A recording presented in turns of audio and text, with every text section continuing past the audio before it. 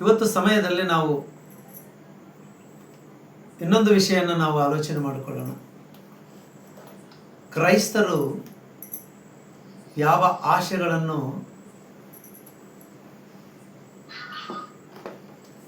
ಕ್ರೈಸ್ತರಿಗೆ ಇರತಕ್ಕಂಥ ಆಶೆಗಳು ಏನು, ಕ್ರೈಸ್ತರಿಗೆ ಇರಬೇಕಾದಂಥ ಆಶೆಗಳು ಏನು ಅನ್ನೋಂಥ ವಿಷಯನ ನಾವು ಮಾತಾಡಿಕೊಳ್ಳೋಣ. ದಯಮಾಡಿ ಯಾರು ಮ್ಯೂಟ್ ಮಾಡ್ಕೊಳ್ಬೇಡ್ರಿ, ಇದು ವಿಡಿಯೋನ ಎಲ್ಲರೂ ಓಪನ್ ಆಗಿರಲಿ. ಕ್ರೈಸ್ತರಿಗೆ ಇರಬೇಕಾದಂಥ ಆಶೆಗಳಾದರೆ ಏನು? ಆಶೆ ಅಂದ ತಕ್ಷಣವೇ ನಾವು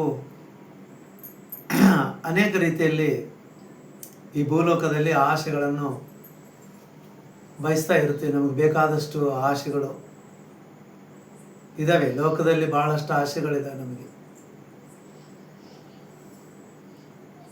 ಎಂಥ ಆಶೆಗಳು? ಶರೀರ ಸಂಬಂಧವಾದಂಥ ಆಶೆಗಳು ಭಾಳ ಇದೆ. ಅದೇ ಎಂಥದ್ದಂದರೆ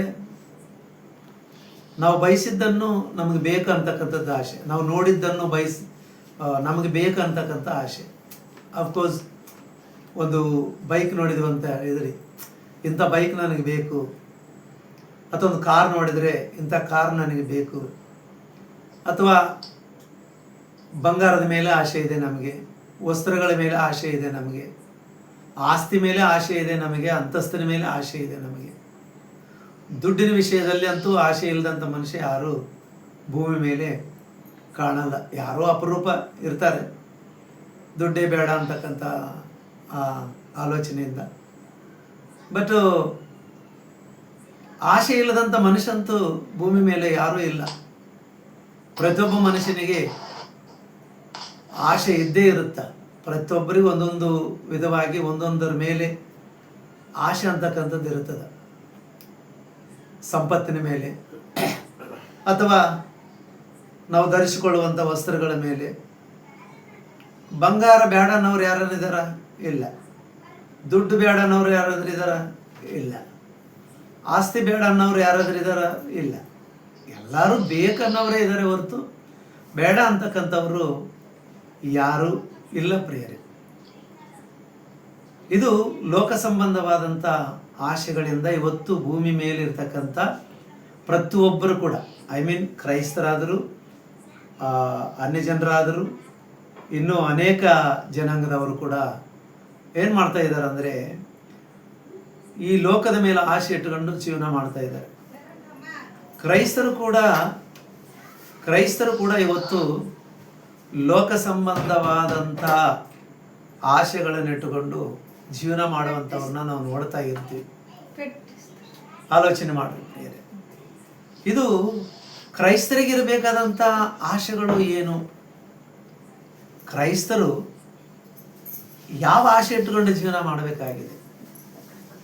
ಲೋಕವು ನಾವು ಬೇರೆ ಅಂತ ಯೇಸು ಸ್ವಾಮಿ ಹೇಳ್ತಾ ಇದ್ದಾನೆ. ನಾವು ವಾಕ್ಯದಲ್ಲಿ ನೋಡುವಾಗ ಯೋಹಾನನು ಬರೆದ ಸುವಾರ್ತೆ 15ನೇ ಅಧ್ಯಾಯವನ್ನು ತೆಗೆದು ನೋಡೋಣ ಪ್ರಿಯರೇ.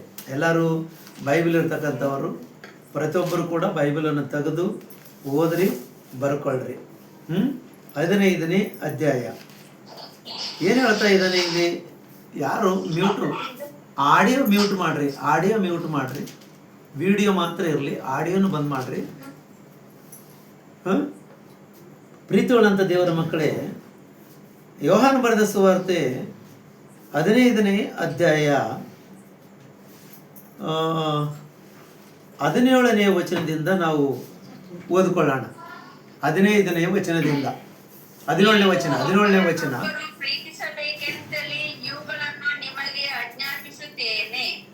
ನೀವು ಒಬ್ಬರನ್ನೊಬ್ಬರು ಪ್ರೀತಿಸಬೇಕಂತಲೇ ದ್ವೇಷ ಮಾಡೋದಾದರೆ ಅದು ಮೊದಲು ನನ್ನ ಮೇಲೆ ದ್ವೇಷ ಮಾಡಿತೆಂದು ತಿಳಿದುಕೊಳ್ಳಿರಿ.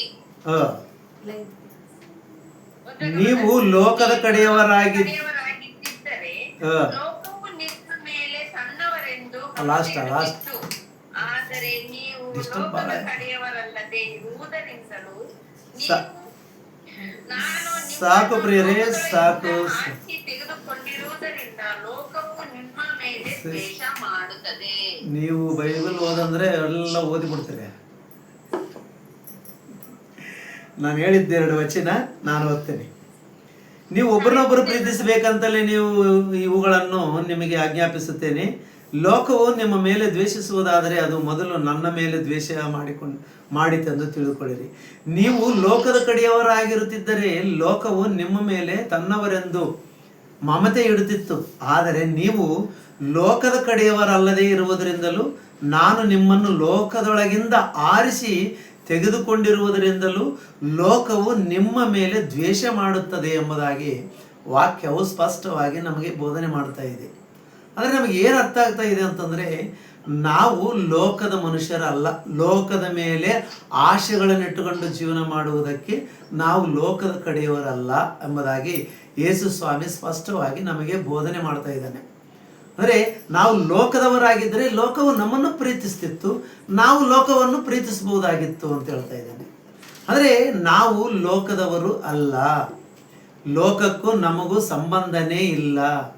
ಲೋಕದಲ್ಲಿ ಕೇವಲ ಯಾತ್ರಿಕರಾಗಿ ಪ್ರವಾಸಿಗಳಾಗಿ ಮಾತ್ರ ಪ್ರಯಾಣ ಮಾಡುವಂಥವರಾಗಿದ್ದೇವೆ ಹೊರತು ಈಗ ನಾವು ದೇವರು ಯೇಸು ಸ್ವಾಮಿ ಹೇಳಿದ ಹಾಗೆ ಲೋಕಕ್ಕೂ ನಮಗೂ ಸಂಬಂಧ ಏನೂ ಇಲ್ಲ ಎಂಬುದಾಗಿ ವಾಕ್ಯ ನಮಗೆ ಹೇಳ್ತಾ ಇದೆ. ಅದಕ್ಕಾಗಿ ಲೋಕ ನಿನ್ನದಲ್ಲ ಅಂತ ಹೇಳ್ತಾ ಇದ್ದಾನೆ. ಲೋಕ ನಿಮ್ಮನ್ನು ದ್ವೇಷಿಸ್ತದೆ ಅಂತ ಹೇಳ್ತಾನೆ. ನಿಮ್ಮನ್ನು ಲೋಕದೊಳಗಿಂದ ನಾನು ಆರಿಸಿಕೊಂಡಿನಿ ಎಂಬುದಾಗಿ ವಾಕ್ಯ ಹೇಳ್ತಾ ಇದೆ. ಹೌದಾ?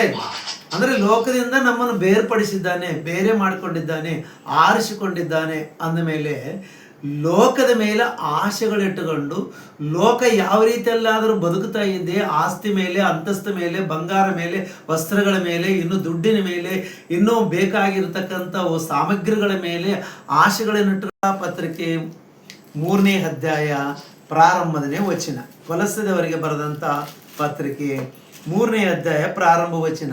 ಆದ ಕಾರಣ ನೀವು ಕ್ರಿಸ್ತನೊಂದಿಗೆ ಎಬ್ಬಿಸಲ್ಪಟ್ಟಿರುವುದರಿಂದ ಮೇಲಿರೋಗಳನ್ನು ಹುಡುಕಿರಿ. ಸಾಕು, ಅಲ್ಲಿ ಕ್ರಿಸ್ತನು ದೇವರ ಬಲಗಡೆಯಲ್ಲಿ. ಸಾಕು ಪ್ರಿಯರೇ.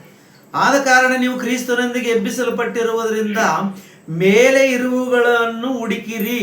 ಅಲ್ಲಿ ಕ್ರಿಸ್ತನು ದೇವರ ಬಲಗಡೆಯಲ್ಲಿ ಆಸನಾರೂಢನಾಗಿದ್ದಾನೆ. ಅಂದರೆ ನಮ್ಮ ಆಶಯ ಯಾವುದ್ರ ಮೇಲೆ ಇರಬೇಕಂತ? ನಮ್ಮ ಆಶಯ ಪರಲೋಕದ ಮೇಲಿರಬೇಕಂತೆ. ಒಂದು ವೇಳೆ ಆಶಾವಾದಿಗಳಾಗಿ ಬದುಕ್ತಾ ಇದೆ, ಆಶೆ ಇಲ್ಲದ ಮನುಷ್ಯ ಯಾರೂ ಇಲ್ಲ, ಪ್ರತಿಯೊಬ್ಬನು ಕೂಡ ಆಶೆ ಉಳ್ಳವನಾಗೆ ಬದುಕ್ತಾ ಇದ್ದಾನೆ. ಆದರೆ ಆಶೆ ಇರಬೇಕಂತೆ. ಆ ಆಶೆ ಯಾವುದ್ರ ಮೇಲೆ ಇರಬೇಕಂತ? ಮೇಲಿರುವವುಗಳ ಮೇಲೆ ಆಶೆ ಇರಬೇಕಂತ. ಅದಕ್ಕೆ ನೀನು ಏನಾದರೂ ಹುಡುಕುವುದಾದರೂ ನೀನು ಕಂಡುಕೊಳ್ಳಬೇಕಾಗಿದ್ದು, ನಿನಗೆ ಶ್ರೇಷ್ಠವಾದದ್ದು, ನಿನಗೆ ಬೇಕಾಗಿರ್ತಕ್ಕಂಥದ್ದು ಏನಂತಂದರೆ ಮೇಲೆ ಇರುವುದು ಪರಲೋಕ. ಪರಲೋಕ ಅಂತ ಖಚಿತವಾಗಿ ನಮಗೆ ವಾಕ್ಯ ಬೋಧನೆ ಮಾಡ್ತಾ ಇದೆ. ಅಂದರೆ ಪರಲೋಕದ ಮೇಲೆ ಮಮತೆ ಇಟ್ಟುಕೊಂಡು, ಪರಲೋಕದ ಮೇಲೆ ಆಶೆ ಇಟ್ಟುಕೊಂಡು ಜೀವನ ಮಾಡಬೇಕು. ಭೂ ಸಂಬಂಧಗಳ ಮೇಲೆ ಆಶೆ ಇಟ್ಟುಕೊಂಡು ಜೀವನ ಮಾಡಿದರೆ ಅದು ಬಹಳ ನಾವು ಶಿಕ್ಷೆಗೆ ಒಳಗಾಗ್ತೀವಿ ಅಂತ ಹೇಳಲಿಕ್ಕೆ ನಾನು ಇಷ್ಟಪಡ್ತೇನೆ ಪ್ರಿಯರೇ. ಯಾಕಂದರೆ ಭಕ್ತರ ಆಶೆಗಳು ಹೆಂಗಿರ್ಬೇಕಂತ ಭಕ್ತನಾಗಿರ್ತಕ್ಕಂಥ ದಾವೀದನನ್ನು ಕೇಳೋಣ. ಯಾಕಂದರೆ ಭಕ್ತರಲ್ಲಿ ಶ್ರೇಷ್ಠವಾದಂಥ ಭಕ್ತಿಯನ್ನು ತೋರಿಸಿಕೊಟ್ಟಂಥ ವ್ಯಕ್ತಿ ಯಾರು ಅಂತಂದರೆ ದಾವೀದನು ಮಾತಾಡುವಂಥ ಮಾತನ್ನು ನಾವು ನೋಡಿಕೊಂಡು ಬಲಗೊಳ್ಳೋಣ ಪ್ರಿಯರೇ. ವಾಕ್ಯದಲ್ಲಿ ಕೀರ್ತನೆಗಳ ಗ್ರಂಥ 42ನೇ ಅಧ್ಯಾಯ, ಕೀರ್ತನೆಗಳ ಗ್ರಂಥ 42ನೇ ಅಧ್ಯಾಯ ಪ್ರಾರಂಭದ ವಚನಗಳನ್ನು ಓದಿಕೊಳ್ಳೋಣ ಪ್ರಿಯರೇ. ಪ್ರಾರಂಭದ ವಚನಗಳನ್ನು 42ನೇ ಅಧ್ಯಾಯ ಪ್ರಾರಂಭದ ವಚನ. ದೇವರೇ, ಬಾಯಾರದ ಜಿಂಕೆಯ ನೀರಿನ ತೊರೆಗಳನ್ನು ಹೇಗೆಯೋ ಹಾಗೆಯೇ ನನ್ನ ಮನವು ನಿನ್ನನ್ನು ಬಯಸುತ್ತದೆ. Wow, super. ದಾವೀದನ ಆಶೆ ಎಂತದಂತೆ? ದೇವರನ್ನು ಬಯಸುವ ಭಕ್ತಿ.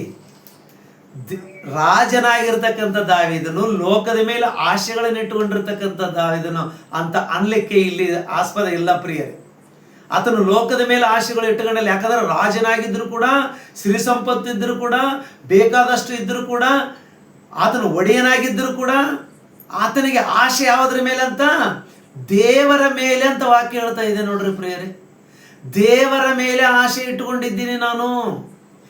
ಜಿಂಕೆಯು ಬಾಯಾರಿದ ಜಿಂಕೆಯು ನೀರಿನ ತೊರೆಗಳನ್ನು ಹೇಗೋ ಹಾಗೆಯೇ ನನ್ನ ಮನವು ನಿನ್ನನ್ನು ಬಯಸುತ್ತದೆ. ದೇವರೇ, ನಿನ್ನನ್ನು ಬಯಸುತ್ತದೆ. ಜಿಂಕೆಗೆ ನೀರಡಿಕೆ ಆದರೆ ಅಡವಿಯಲ್ಲಿ ನೀರು ಎಲ್ಲಿ ಸಿಗುತ್ತಂತ ಓಡಾಡ್ತದಂತ, ನನಗೆ ನೀರು ಬೇಕು ಅಂತ. ಅಂದರೆ ಇದು ಜಿಂಕೆ ಅಂತಕ್ಕಂಥದ್ದು ಪದ ಕನ್ನಡದಲ್ಲಿ ಅದು ನಾನು ಹೇಳಲಿಕ್ಕೆ ಏನಂದರೆ ಅದು ಸರಿ ಅಲ್ಲ ಅಂತ ಹೇಳ್ತೇನೆ. ತೆಲುಗಿನಲ್ಲಿ ಆದರೆ ದುಪ್ಪಿ ಅಂತಾರೆ, ದುಪ್ಪಿ ಅಂತಾನೆ ತೆಲುಗಿನಲ್ಲಿ. ದುಪ್ಪಿ ಅಂದರೆ ಜಿಂಕೆ ಅಲ್ಲ ಪ್ರಿಯರೇ, ಅದು ನೀರಾನೆ ಅಂತಾರೆ ಅದನ್ನ. ನೀರಾನೆ ನೋಡ್ರಿ, ನೀರು ಬಿಟ್ಟು ಹೊರಗೆ ಬರಲ್ಲದು. ಅದೇ ಬ್ರದರ್, ಅದೇ ಸಿಸ್ಟರ್, ಅದು ಕನ್ನಡದಲ್ಲಿ ಸ್ಪಷ್ಟತೆ ನೀಡಿಲ್ಲ. ನೀರಾನೆ ಯಾವಾಗಲೂ ನೀರಿನಲ್ಲೇ ಇರಬೇಕಂತ ಆಸೆ. ಅಫ್ಕೋರ್ಸ್ ಉದಾಹರಣೆಯಾಗಿ ನಾವು ಮಾತಾಡ್ಕೊಳ್ಳೋಣ, ಮೀನು ತಗೊಳ್ಳೋಣ. ಮೀನು ನೀರಿನೊಳಗೆ ಇದ್ರೇ ಅದು ಜೀವಿಸುವುದಕ್ಕೆ ಸಾಧ್ಯ, ಅದು ಬದುಕುವುದಕ್ಕೆ ಸಾಧ್ಯ. ಒಂದು ವೇಳೆ ಮೀನನ್ನು ಗಡ್ಡಿಗೆ ತಂದು ನೆಲದ ಮೇಲೆ ಹಾಕಿದರೆ 1 ಅವರಲ್ಲಿ ಅದು ಏನಾಗಿಬಿಡುತ್ತೆ ಅಂದರೆ ಸತ್ತೋಗ್ಬಿಡುತ್ತೆ ಪ್ರಿಯರೇ. ಸ್ವಲ್ಪ ಸಮಯದಲ್ಲಿ ಅದು ಸತ್ತೋಗುತ್ತಾ. ಅದಕ್ಕೆ ಏನು ಆಶೆ ಅಂದರೆ ನೀರಿನಲ್ಲಿ ಬದುಕುವುದೇ ಆಶೆ ಅದಕ್ಕೆ.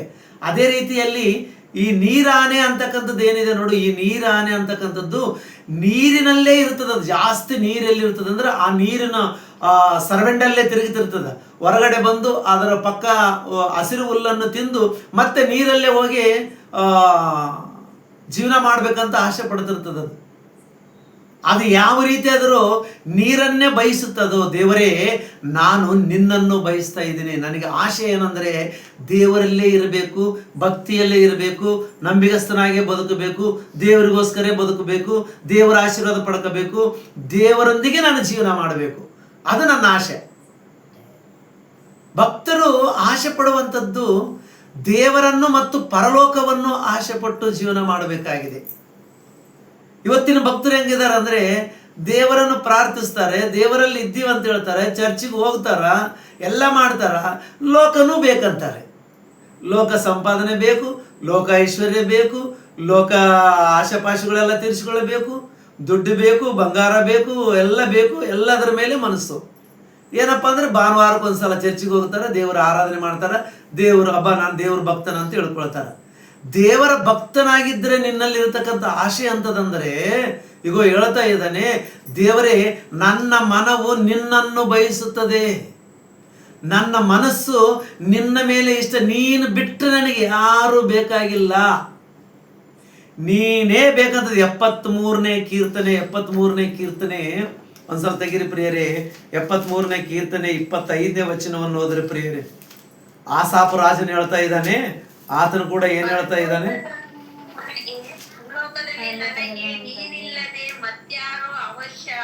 ಸಾಕು ಪ್ರಿಯರೇ, ಸಾಕಮ್ಮ. ಎಷ್ಟು ಅದ್ಭುತವಾದಂತ ಮಾತು.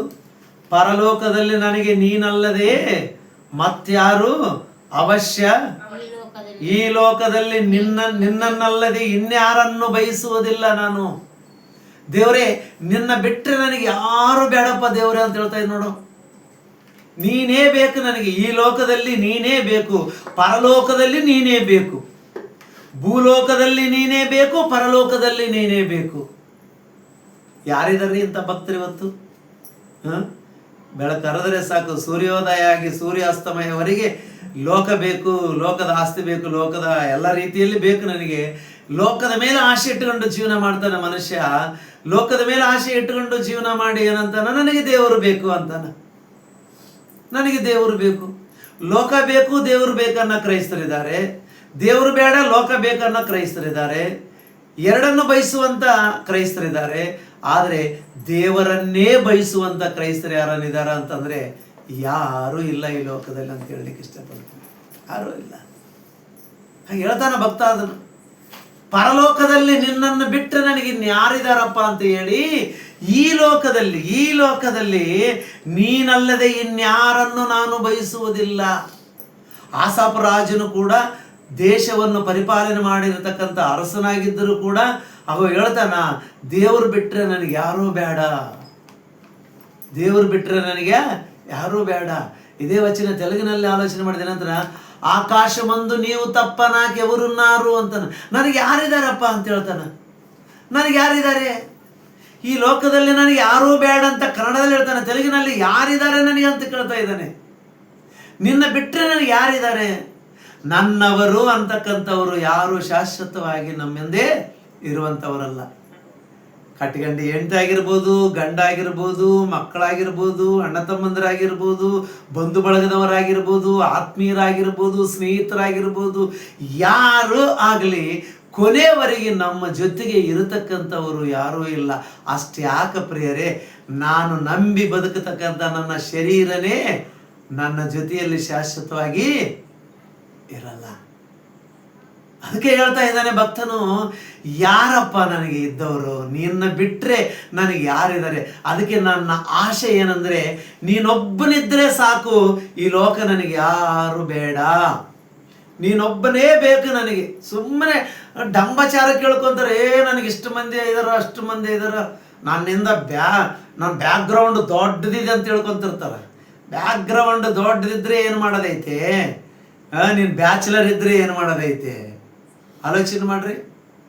ನನ್ನ ಮಕ್ಕಳು ಇಷ್ಟು ಜನ ಇದ್ದಾರೆ, ಅಷ್ಟು ಜನ ಇದ್ದಾರೆ. ಯಾರು ಮದುವೆ ಮಾಡಿಕೊಂಡ್ರೆ ಎಲ್ಲರೂ ದೇಶವನ್ನು ಬಿಟ್ಟು ಓಡಿ ಹೋಗವರೇ, ಲೋಕವನ್ನು ಬಿಟ್ಟು ಓಡಿ ಹೋಗವರೇ ಪ್ರಿಯರೇ, ಪರಲೋಕವನ್ನು ಬಿಟ್ಟು ಓಡಿ ಹೋಗವರೇ, ತಂದೆ ತಾಯಿಗಳನ್ನು ಬಿಟ್ಟು ಓಡಿ ಹೋಗವರೇ, ಸಂಬಂಧವನ್ನು ಕಳ್ಕೊಳ್ಳೋದಕ್ಕೆ ಸಿದ್ಧವಾಗಿರ್ತಕ್ಕಂಥ ಸಂಬಂಧಗಳ ವಿಷಯದಲ್ಲಿ ಮಾತಾಡ್ತಿರ್ತೀವಿ ನಾವು.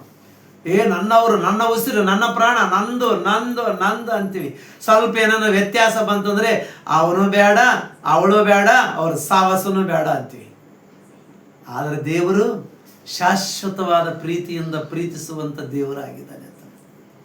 ಅದಕ್ಕೆ ನೀನು ಲೋಕದಲ್ಲಿ ಬದುಕುವಾಗ ಏನಾದರೂ ಆಶೆ ಇಟ್ಟುವಂತಂದರೆ, ಲೋಕದ ಮೇಲೆ ಆಶೆಗಳು ಇಟ್ಕೋಬೇಡ, ಲೋಕದ ಮನುಷ್ಯರ ಮೇಲೆ ಆಶೆಗಳು ಇಟ್ಕೋಬೇಡ. ಯಾವ ಮನುಷ್ಯ ಯಾವಾಗ ಹೆಂಗ ಚೇಂಜ್ ಆಗ್ತಾರೋ ಗೊತ್ತಿಲ್ಲ. ಹೇಳ್ತಾ ಇದ್ದೆ ವಾಕ್ಯ ಪ್ರಿಯರೇ. ರಾಜನಾಗಿರ್ತಕ್ಕಂಥವ್ನು ಹೇಳ್ತಾನ, ಪರಲೋಕದಲ್ಲಿ ನಿನ್ನ ಬಿಟ್ಟರೆ ಇನ್ಯಾರ ಇದಾರ ನನಗಂತೇಳಿ, ಭೂಲೋಕದಲ್ಲಿ ನಿನ್ನನ್ನು ಬಿಟ್ಟರೆ ನನಗೆ ಯಾರು ಬೇಡ, ನಿನ್ನನ್ನೇ ಬಯಸ್ತಾ ಇದ್ದೇನೆ ನಾನು, ನೀನೇ ನನಗೆ ಬೇಕು ದೇವರೇ ಅಂತ ಹೇಳ್ತಾ ಇದ್ದೇನೆ. ಅಂದರೆ ದೇವರು ಬೇಕನ್ನಂತ ಭಕ್ತರು ಬೇಕು ದೇವರಿಗೆ. 2 ಅರಗಲಲ್ಲಿ ಕಾಲಿಟ್ರೆ ದಡ ಸೇರ್ತೀವಿ, ಸಮುದ್ರ ದಾಟಕ್ಕಾಗುತ್ತಾ? ನದಿ ದಾಟಕ್ಕಾಗುತ್ತಾ? ಹಾಗಲ್ಲ ಪ್ರಿಯರೇ. 2 ದೋಣಿಯಲ್ಲಿ ಕಾಲಿಡುವುದು ಡೇಂಜರ್ ಅಂತೇಳಿ ಹಿರಿಯರು ಹೇಳ್ತಾರ, ವಾಕ್ಯನೂ ಹೇಳ್ತದ ಪ್ರಿಯರೇ. ಲೋಕ, ದೇವರು, ಸಿರಿ ಮತ್ತು ದೇವರು. ನಾನೊಂದು ಸಬ್ಜೆಕ್ಟ್ ಹೇಳಿದೆ, ನಾನು ಮೊನ್ನೆ ಬೆಂಗಳೂರಲ್ಲಿ ಒಂದು ಸಬ್ಜೆಕ್ಟ್ ಹೇಳಿದೆ, ನಿಮಗೆ ಯಾರು ಯಜಮಾನರು ಅಂತೇಳಿ. 2 ಯಜಮಾನರ ವಿಷಯದಲ್ಲಿ ಹೇಳಿದೆ ನಾನು. ಒಂದು ಸಿರಿ, ಒಬ್ಬ ಯಜಮಾನ ದೇವರು. 2 ಯಜಮಾನರನ್ನು ಪ್ರೀತಿಸಲಾರರಿ ಎಂಬುದಾಗಿ ವಾಕ್ಯ ಹೇಳ್ತಾ ಇದೆ. ಅಂದರೆ ಲೋಕದ ಮೇಲೆ ಮಮತೆ ಇಟ್ಟುಕೊಂಡು, ದೇವರ ಮೇಲೆ ಮಮತೆ ಇಟ್ಟುಕೊಂಡು ಜೀವನ ಮಾಡಿದರೆ ಅದು ಸರಿಯಾದಂಥ ಗಮ್ಯಕ್ಕೆ ಸೇರಿಸುವುದಿಲ್ಲ ಪ್ರಿಯರೇ. ನಾವು ಯಾವ ಕಡೆ ಹೋಗಲ್ಲ. ನಾವು ನರಕಂತೂ ಕಟ್ಟಿಟ್ಟ ಬುತ್ತಿ ಅಂತಕ್ಕಂಥದ್ದನ್ನು ಆಲೋಚನೆ ಮಾಡಿಕೊಳ್ಳಬೇಕು ಪ್ರಿಯರೇ. ನರಕ, ಈ ನರಕದ ಮಾರ್ಗದಲ್ಲಿ ಹೋಗೋಕ್ಕೆ ನಮಗಿಷ್ಟನಾ? ಅಂದರೆ ದೇವರನ್ನು ಆಶೆ ಪಡುವುದು ಎಷ್ಟು ಒಳ್ಳೆಯದಂದರೆ, ನಮಗೆ ಈ ಲೋಕದಲ್ಲಿ ಬೇಕಾಗಿರ್ತಕ್ಕಂಥದ್ದನ್ನು ಕೊಡುವಾತನು ದೇವರಾಗಿದ್ದಾನೆ, ನಮಗೆ ಸಮಾಧಾನ ಕೊಡುವಾತನು ದೇವರಾಗಿದ್ದಾನೆ, ನಮ್ಮ ಆಶೆಗಳನ್ನು ಪೂರೈಸುವ ದೇವರಾಗಿದೆ. ನಿನ್ನೆ ಹೇಳಿದೆ ನಾನು ಪ್ರಿಯರೇ, ನಿನ್ನೆ 5 ವಿಷಯಗಳನ್ನು ಹೇಳಿದೆ. 1, ನಾವು ಯೆಹೋವನನ್ನು ಕೊಂಡಾಡಿದರೆ, ಯೆಹೋವನು ಮಾಡಿದ ಉಪಕಾರಗಳನ್ನು ನೆನೆಸಿಕೊಂಡು ಜೀವನ ಮಾಡಿದರೆ, 1 ನಮ್ಮ ಪಾಪಗಳನ್ನು ತೆಗಿತಾನಂತೇಳಿ. ಹೌದಾ? 2ನೇದು ಏನು ಮಾಡ್ತಾನೆ? ನಮಗಿರ್ತಕ್ಕಂಥ ರೋಗಗಳನ್ನು ತೆಗೆದಾಕ್ತಾನಂತ ಹೇಳಿದೆ. 3ನೇದು ಏನು ಹೇಳಿದೆ? ಪ್ರೀತಿ ಕೃಪೆಗಳೆಂಬ ಕಿರೀಟವನ್ನು ನಮಗೆ ತೊಡಿಸ್ತಾನಂತ ಹೇಳಿದೆ. 4ನೇದು ಶ್ರೇಷ್ಠ ವರಗಳಿಂದ ನಮ್ಮನ್ನು ತುಂಬಿಸುತ್ತಾನಂತೆ.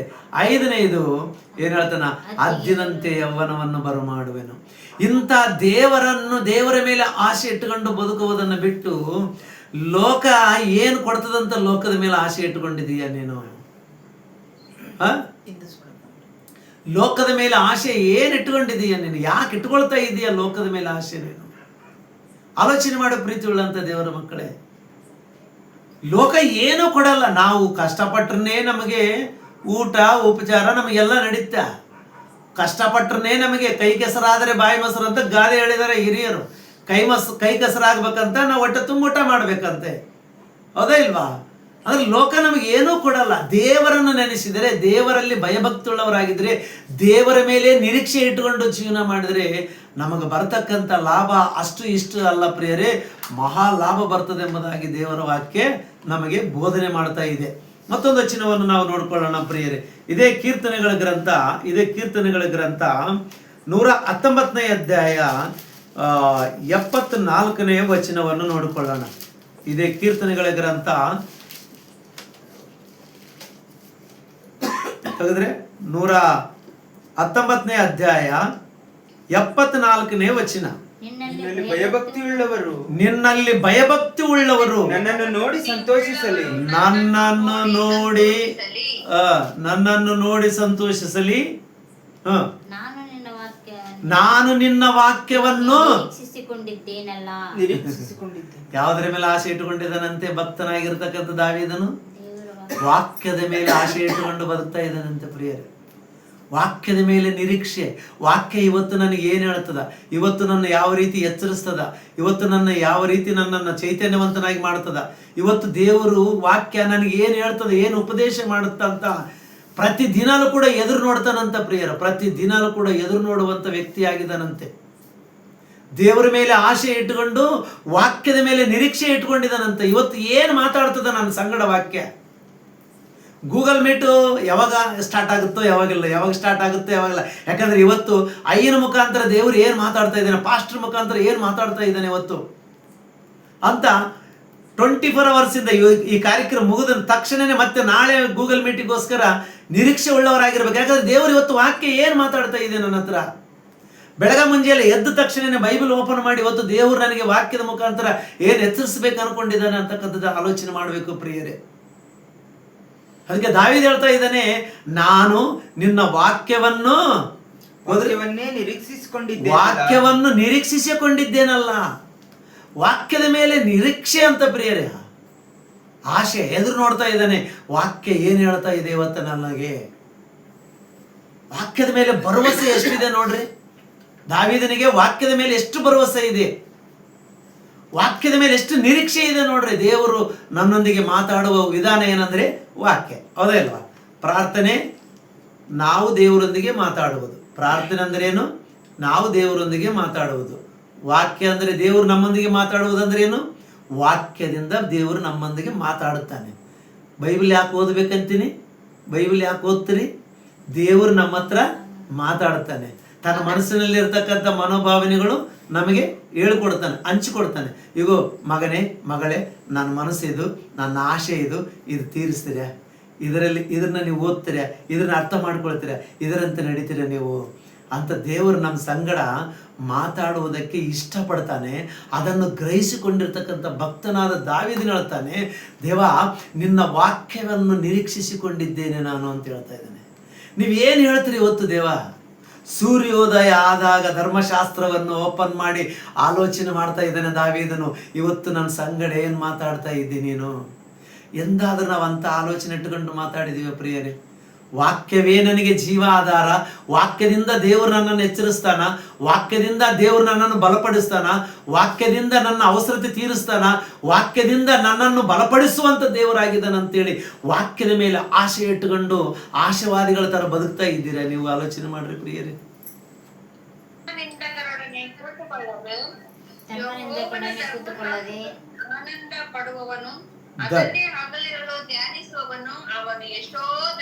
ಯಾಕೆ ಹೇಳ್ತಾ ಇದ್ದಾನೆ ಭಕ್ತ?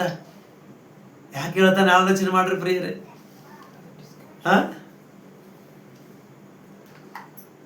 ಹಗಲಿರುಳು ಅದನ್ನು ಧ್ಯಾನಿಸುವವನು ಧನ್ಯನಂತ.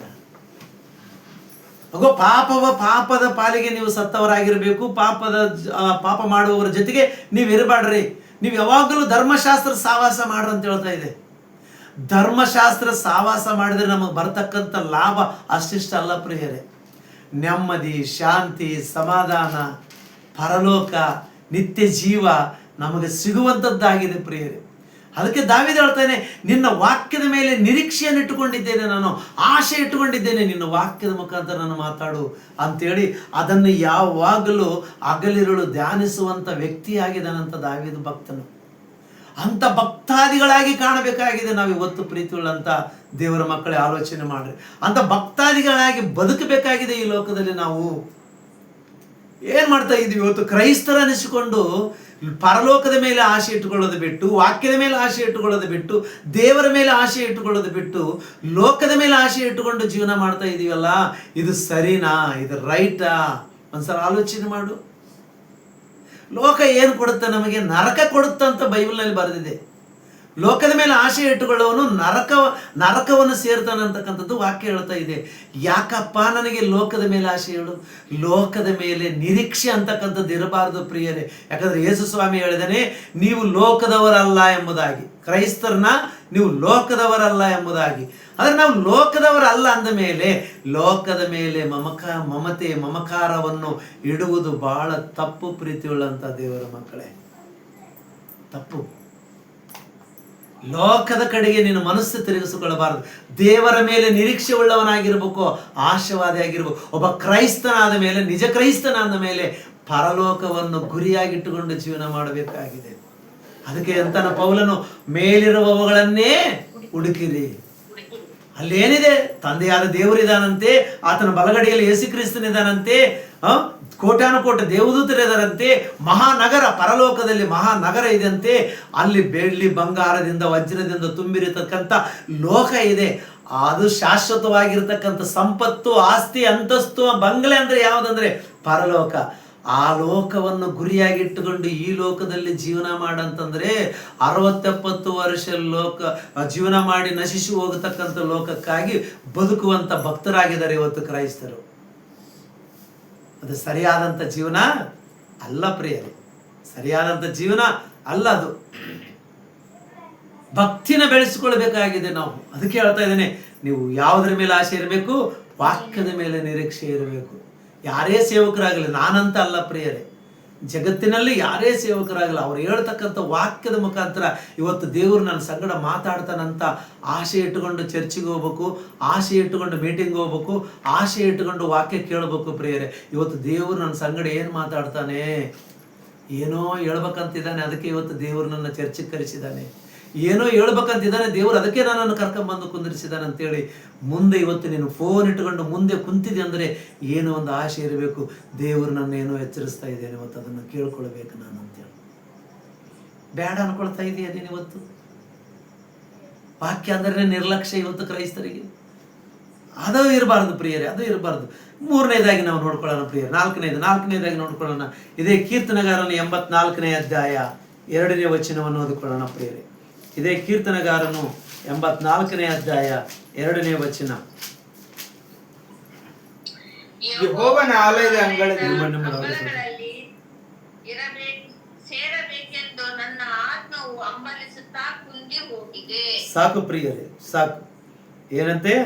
ಯೆಹೋವನ ಆಲಯದ ಅಂಗಳಗಳಲ್ಲಿ ಸೇರಬೇಕೆಂದು ನನ್ನ ಆತ್ಮವು ಹಂಬಲಿಸುತ್ತಾ ಇದೆ. ದೇವರ ಮಂದಿರಕ್ಕೆ ಹೋಗ್ಬೇಕಂತ ಬಹಳ ಆತುರ ಅಂತ ಪ್ರಿಯರೇ. ಯಾರಿಗೆ? ದಾವೀದನಿಗೆ. ನಮಗೆ ಭಾನುವಾರ ಬಂದರೆ ಫಂಕ್ಷನ್ಗೆ ಹೋಗ್ಬೇಕು, ಭಾನುವಾರ ಬಂದರೆ ಮ್ಯಾರೇಜ್ಗೆ ಹೋಗ್ಬೇಕು, ಭಾನುವಾರ ಬಂದರೆ ಯಾವ ನಮ್ಮ ಫ್ಯಾಮಿಲಿ ರಿಲೇಷನ್ ಬಂದಿದ್ದಾರೆ ನಮ್ಮ ಮನೆಗೆ, ನಮ್ಮ ರಿಲೇಷನ್ ಮನೆಗೆ ಹೋಗ್ಬೇಕು. ನಾವು ನೆಂಟರ ಮನೆಗೆ ಹೋಗೋಕ್ಕೆ ಪ್ರಯತ್ನ ಮಾಡ್ತೇವೆ ಭಾನುವಾರ ಬಂತಂದರೆ. ಭಾಳಷ್ಟು ಕ್ರೈಸ್ತರು ಇಲ್ಲ, ಇವತ್ತು ಏನಾದರೂ ಲಾಭ ಇದೆ ಅಂದರೆ ಒಂದು 1000 ರೂಪಾಯಿ ಲಾಭ ಬರ್ತದೆ, ಒಂದು 500 ರೂಪಾಯಿ ಬರ್ತದೆ ಅಂತಂದರೆ ನಾವು ಆಲಯವನ್ನು ಬಿಟ್ಟು ಏನು ಮಾಡ್ತೀವಿ ಅಂದರೆ ಕೆಲಸಕ್ಕೆ ಹೋಗ್ತಾ ಇದ್ದೀವಿ.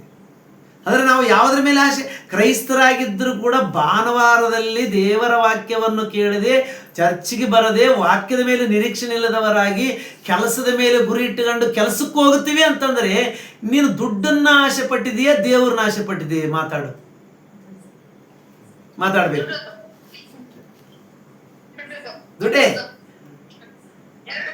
ದುಡ್ಡು ಬೇಕು. ಅಂದ್ರೆ ದೇವರ ವಾಕ್ಯ ನನ್ನನ್ನು ಏನು ಎಚ್ಚರಿಸ್ತದಂತ ಭಾನುವಾರ ದಿನ ಚರ್ಚಿಗೆ ಬಂದು ವಾಕ್ಯವನ್ನು ಕೇಳಬೇಕು. ಅದು ಬಿಟ್ಟು ನನಗೇನೋ ಲಾಭ ಸಿಗುತ್ತಾ ಇದೆ, ಇವತ್ತು ನಾನು ಕೆಲಸಕ್ಕೆ ಹೋದರೆ ಒಂದು 500 ರೂಪಾಯಿ ನನಗೆ ಬರುತ್ತಾ, 1000 ರೂಪಾಯಿ ನನಗೆ ಬರುತ್ತಾ ಅಂದ ತಕ್ಷಣ ಇವನು ಏನು ಮಾಡ್ತಾನಂದ್ರೆ ಇವತ್ತು ಚರ್ಚಿಗೆ ಪಂಗನಾಮ ಎಳೆದು ಏನ್ರಿ ಕೆಲಸಕ್ಕೆ ಅಟೆಂಡ್ ಆಗ್ತಾ ಇದ್ದಾನೆ. ಅಂದ್ರೆ ನಿನ್ನ ಆಸೆ ಯಾವುದರ ಮೇಲೆ ಇದೆ? ಆಲೋಚನೆ ಮಾಡ್ರಿ ಪ್ರಿಯರೇ. ಲೋಕದ ಮೇಲೆ ಆಸೆ ಇದೆ, ದುಡ್ಡಿನ ಮೇಲೆ ಆಸೆ ಇದೆ ನಿನಗೆ. ದಾವೀದ ಹೇಳ್ತಾ ಇದ್ದಾನೆ, ವಾಕ್ಯದ ಮೇಲೆ ನಿರೀಕ್ಷೆ ಇಟ್ಟುಕೊಂಡು ಜೀವನ ಮಾಡು ಅಂತ ಹೇಳ್ತಾ ಇದ್ದಾನೆ. ಅದೇ ದಾವೀದ ಹೇಳ್ತಾನೆ, ದೇವರನ್ನು ಬಯಸು, ನೀನು ದೇವರ ಮೇಲೆ ಇಷ್ಟಪಟ್ಟು ಬಯಸು, ಆತನ ಮೇಲೆ ಆಕಾಂಕ್ಷೆ ಇಟ್ಟುಕೊಂಡು ಜೀವನ ಮಾಡು ಅಂತ ಹೇಳ್ತಾ ಇದ್ದಾನೆ. ಅದೇ ಆಸಾಫ್ ರಾಜನು ಹೇಳ್ತಾನೆ, ದೇವರನ್ನ ಬಿಟ್ಟರೆ ಯಾವುದನ್ನು ಆಸೆ ಪಡಬೇಡ, ನೀನು ದೇವರ ಮೇಲೆ ಆಸೆ ಇಟ್ಟುಕೊಂಡು ಜೀವನ ಮಾಡು, ದೇವರನ್ನ ಬಿಟ್ಟರೆ ಯಾವುದರ ಮೇಲೆ ಆಸೆ ಇಟ್ಟುಕೊಳ್ಳಬೇಡ ನೀನಂತ ಖಂಡಿತವಾಗಿ ದೇವರ ವಾಕ್ಯ ನಮಗೆ ಬೋಧನೆ ಮಾಡ್ತಾ ಇದೆ. ಆದರೆ ಇವತ್ತಿನ ಕ್ರೈಸ್ತರಾಗಿರ್ತಕ್ಕಂಥವರು ಪರಲೋಕದ ಮೇಲೆ ಆಸೆ ಇಟ್ಟುಕೊಳ್ಳದೆ ಆ ಲೋಕದ ಮೇಲೆ ಆಸೆ ಇಟ್ಟುಕೊಂಡು ತಮಗೆ ಬರ್ತಕ್ಕಂಥ ಆದಾಯಕ್ಕಾಗಿ ತವಕ ಪಡ್ತಾ ಇದ್ದಾರೆ. ಅಂದರೆ ಇವ್ರನ್ನ ನಿಜವಾದಂಥ ಭಕ್ತರಂತೀರ ಪ್ರಿಯರೇ? ಆಲೋಚನೆ ಮಾಡು ಪ್ರೀತಿಯುಳ್ಳಂಥ ದೇವರ ಮಕ್ಕಳು, ಒಂದ್ಸಲ ಆಲೋಚನೆ ಮಾಡ್ರಿ.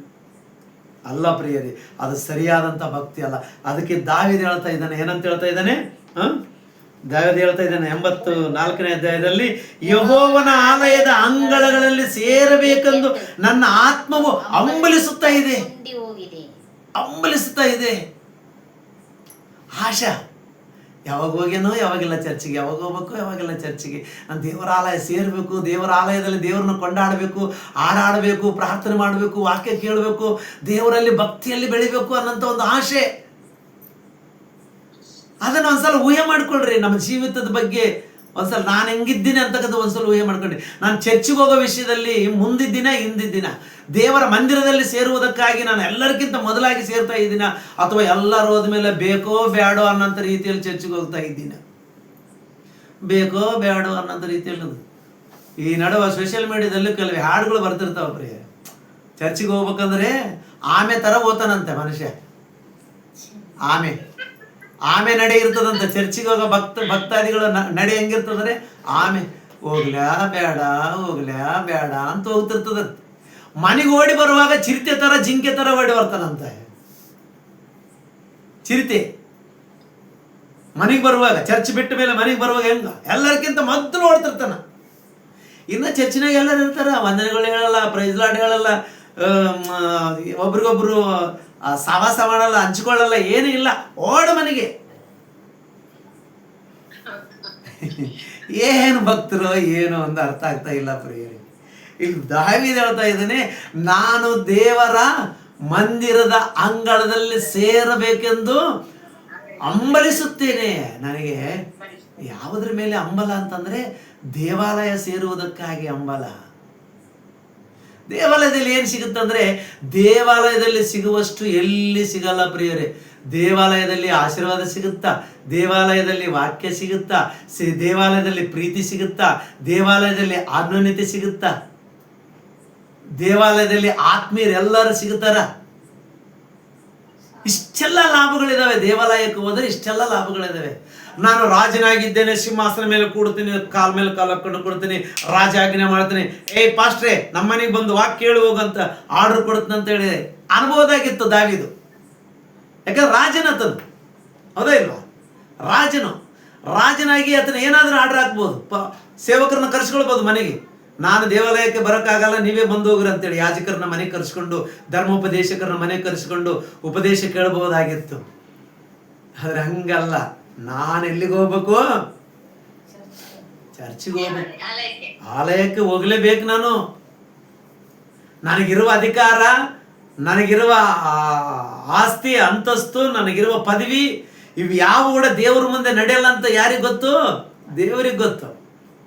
ಇವತ್ತು ಏನಾದ್ರು ಗೌರ್ಮೆಂಟ್ ಜಾಬ್ ಇದ್ರೆ ಸಾಕು, ಮನೆಗೆ ಕರೆಸ್ತಿರ್ತಾರೆ ಪಾಸ್ಟರ್ಗಳನ್ನ, ಇವರು ಭಕ್ತಾದಿಗಳು. ಪಾಸ್ಟ್ರೇ ಪ್ರೇಯರ್ ಮುಗಿದ ಮೇಲೆ ನಮ್ಮ ಮನೆಗೆ ಬಂದು ಹೋಗ್ರಿ ಪಾಸ್ಟ್ರೇ. ಯಾಕೆ? ಚರ್ಚಿಗೆ ಬರೋಕ್ಕಾಗಲಿಲ್ಲ, ಬಂದು ಸ್ವಲ್ಪ ಪ್ರಾರ್ಥನೆ ಮಾಡಿ, ಸ್ವಲ್ಪ ವಾಕ್ಯ ಹೇಳಿ, ಕಾಣಿಕೆ ತಗೊಂಡು ಹೋಗ್ರಿ. ಇವನು ಭಿಕ್ಷೆಗಾರ. ಯಾರು? ಪಾಸ್ಟ್ರು. ಅಮ್ಮ ಫೋನ್ ಮಾಡಿದಾಳೆ, ಸಿಸ್ಟರ್ ಮೇರಿ ಫೋನ್ ಮಾಡಿದಾಳೆ, ಅರ್ಜೆಂಟ್ ಹೋಗ್ಬೇಕು, ನನಗೇನಾದರೂ ಗಂಟು ಸಿಗುತ್ತೆ ಅಂತೇಳಿ ಹೋಗಿ ಅವರು ಎಲ್ಲಿ ಕುಂದ್ರಂದ್ರೆ ಅಲ್ಲಿ ಕುಂತು ಏನು ಮಾಡ್ತಾರೆ? ಸ್ವಲ್ಪ ಕೇಳಿ, ಸ್ವಲ್ಪ ಪ್ರಾರ್ಥನೆ ಮಾಡಿ, ಸ್ವಲ್ಪ ಕೇಳಿ. ಮಾತಾಡಬಾರ್ದು, ದಯಮಾಡಿ ಮಾತಾಡಬಾರ್ದು, ಸುಮ್ಮನೆ ಕೇಳಬೇಕು. ಎಲ್ಲ ಕೇಳಿ, ಸ್ವಲ್ಪ ಹೇಳಿ, ವಾಕ್ಯ ಹೇಳಿ, ಕಾಣಿಕೆ ತಗೊಂಡು ಹಿಂಗೆರಡು ಕೈ ಎತ್ತಿ ಆಶೀರ್ವಾದ ಮಾಡಿ ಮನೆಗೆ ಓಡಿ ಬರ್ತಾನೆ ದರಿದ್ರ ವೈದ್ಯ. ನನ್ನಂಥವನಾದ್ರೆ ಏನಂತಾನೆ, ನಿನ್ನ ಆಸ್ತಿ ನಿನ್ನಲ್ಲೇ ಇಟ್ಕೋ, ನಿನ್ನ ಉದ್ಯೋಗ ನಿನ್ನಲ್ಲಿ ಇಟ್ಕೋ, ಬಂದಿಲ್ಲಿ ಕುಂತು ವಾಕ್ಯ ಕೇಳಂತ ಹೇಳ್ತೇನೆ ನಾನು. ಬಾ, ಎಲ್ಲಿಗೆ ಬರ್ಬೇಕು ನೀನು? ದೇವರ ಆಲಯದ ಅಂಗಳದಲ್ಲಿ ಬಂದು ಸೇರ್ಬೇಕು ನೀನು. ನಿನಗಿರ್ಬೋದು ಆಸ್ತಿ, ಅಂತಸ್ತು, ಐಶ್ವರ್ಯ ನಿನಗಿರ್ಬೋದು. ಅಹಂಕಾರದಿಂದ 7 ವರ್ಷ ಹುಲ್ಲು ತಿಂದಿರ್ತಕ್ಕಂಥ ನೆಬೂಕದ್ನೆಚ್ಚರನನ್ನು ಜ್ಞಾಪಕ ಮಾಡ್ಕೊಳ್ಬೇಕು ನಾವು. ಅಂತ ಅಹಂಕಾರ ಸ್ವಭಾವಗಳು ಇರಬಾರ್ದು ನಮಗೆ. ದೇವರ ಆಲಯಕ್ಕೆ ಹೋಗಬೇಕು. ನೀನು ಬಡವನಾಗಿದ್ದರೂ ಶ್ರೀಮಂತನಾಗಿದ್ದರೂ ಕೂಡ, ಐಶ್ವರ್ಯವಂತನಾಗಿದ್ದರೂ ಕೂಡ, ಯಾರೇ ಆಗಿದ್ದರೂ ಕೂಡ ಎಲ್ಲಿ ಸೇರಬೇಕಾಗಿದೆ? ಮಂದಿರದಲ್ಲಿ ಸೇರಬೇಕಾಗಿದೆ. ಮಂದಿರ ಮೇಲೆ ಆಶೆ ಇಟ್ಟುಕೊಂಡು ಇರಬೇಕಂತ ಪ್ರಿಯರೇ. ಕ್ರೈಸ್ತರಿಗಿರ್ತಕ್ಕಂಥ ಆಶಾವಾದಿ ಏನಂದ್ರೆ ಮಂದಿರನ ಸೇರಬೇಕು, ದೇವರ ವಾಕ್ಯ ಕೇಳಬೇಕು, ದೇವರನ್ನು ಬಯಸಬೇಕು, ಪರಲೋಕವನ್ನು ಬಯಸಬೇಕು. ಇಷ್ಟೆಲ್ಲ ಬಯಕೆಗಳಿರಬೇಕು ನಮಗೆ. ಪರಲೋಕ ಸೇರ್ಬೇಕಾದ್ರೆ ಸುಮ್ಮನೆ ಅಲ್ಲ, ಪರಲೋಕ ಬಾ ಅಂದ್ರೆ ಸುಮ್ಮನೆ ಬರಲ್ಲ. ಇವೆಲ್ಲ ನಮ್ಮಲ್ಲಿ ಇರಬೇಕು. ಇವೆಲ್ಲ ಲಕ್ಷಣಗಳು ನಮ್ಮಲ್ಲಿ ಇರಬೇಕು. ಈ ಎಲ್ಲ ಗುಣಗಣಗಳು ನಮ್ಮಲ್ಲಿ ಇರಬೇಕು. ನಮ್ಮ ಆಶೆ ಯಾವಾಗಲೂ ಕೂಡ ದೇವರು ಬಿಟ್ಟರೆ ನನಗೆ ಯಾವುದು ಕೂಡ ಇಲ್ಲ. ದೇವರೇ ನಿನ್ನ ಬಿಟ್ಟರೆ ನನಗೆ ಯಾರಿದಾರಂತ ಹೇಳಿದ ಭಕ್ತಾದಿಗಳನ್ನು ನಾವು ಒಂದು ಸಲ ನೆನಪಿನಲ್ಲಿ ಇಟ್ಟುಕೊಳ್ಳೋಣ. ಈ ಭೂಮಿ ಮೇಲೆ ನಮಗೆ ದುಡ್ಡಿದ್ರೆ ಸಾಕು, ಯಾರು ಬೇಡ ಅಂತೀವಿ ನಾವು. ದುಡ್ಡಿದ್ರೆ ಸಾಕು, ಎಲ್ಲ ಬರ್ತದೆ ನಮಗೆ ಬೇಕಾದದ್ದು. ದುಡ್ಡಿದ್ರೆ ಗುಡ್ಡದ ಮೇಲೆ ಕೋತಿನ ತರಿಸ್ತಾನಂತೀವಿ. ಅವನು ಕೋತಿ ತರ್ಸಕ್ಕೆ ದುಡ್ಡು ಬೇಕೇನ್ರಿ? ಕೋತಿ ಆಡ್ಸವನ್ನ ಕರ್ಕೊಂಡ್ ಬಂದ್ರೆ ಆಯ್ತು, ಕೋತಿ ಹಿಡ್ಕೊಂಡ್ ಬರ್ತಾನ ಅವನು. ಕೋಟಿ ಇದ್ರೆ ಕೋತಿ ಆಡ್ಸವನ್ನಾದ್ರೂ ಬರ್ತಾನೆ. ದುಡ್ಡಿದ್ರೆ ಪರಲೋಕ ಸಿಗಲ್ಲ ಪ್ರಿಯರೇ. ಒಂದು ಮಾತು ಹೇಳ್ತೀನಿ ನೋಡು, ನಿನ್ನಲ್ಲಿ ದುಡ್ಡು ಬೇಕಾದಷ್ಟು ಇರ್ಬೋದು, ಆ ದುಡ್ಡು ನಿನಗೆ ಪರಲೋಕ ಕೊಡಿಸಲ್ಲ. ಆ ದುಡ್ಡು ನಿನಗೆ ನೆಮ್ಮದಿ ತರಲ್ಲ. ದುಡ್ಡು ನಿನಗೆ ದೇವರನ್ನು ತಂದು ಮುಂದೆ ಇಡಲ್ಲ. ನೀನು ಎಷ್ಟು ದುಡ್ಡನ್ನ ಲೋಕನ್ನ ಪ್ರೀತಿ ಮಾಡುತ್ತೋ ಅಷ್ಟು ದೇವರು ದೂರ ಆಗ್ತಾನಂತಕ್ಕಂಥದ್ದನ್ನು ನೆನಪಿನಲ್ಲಿಟ್ಟುಕೊಂಡು ಜೀವನ ಮಾಡಬೇಕಾಗಿದೆ. ಅದಕ್ಕಾಗಿ ಪ್ರೀತಿ ಉಳ್ಳಂಥ ದೇವರ ಮಕ್ಕಳು ಒಂದ್ಸಲ ಆಲೋಚನೆ ಮಾಡ್ರಿ. ಈ ಲೋಕದಲ್ಲಿ ನಾವು ಬದುಕಬೇಕು, ಆಯುಷ್ಕಾಲ ಕೊಟ್ಟವಷ್ಟು ಮಟ್ಟಿಗೆ ಜೀವನ ಮಾಡಬೇಕು.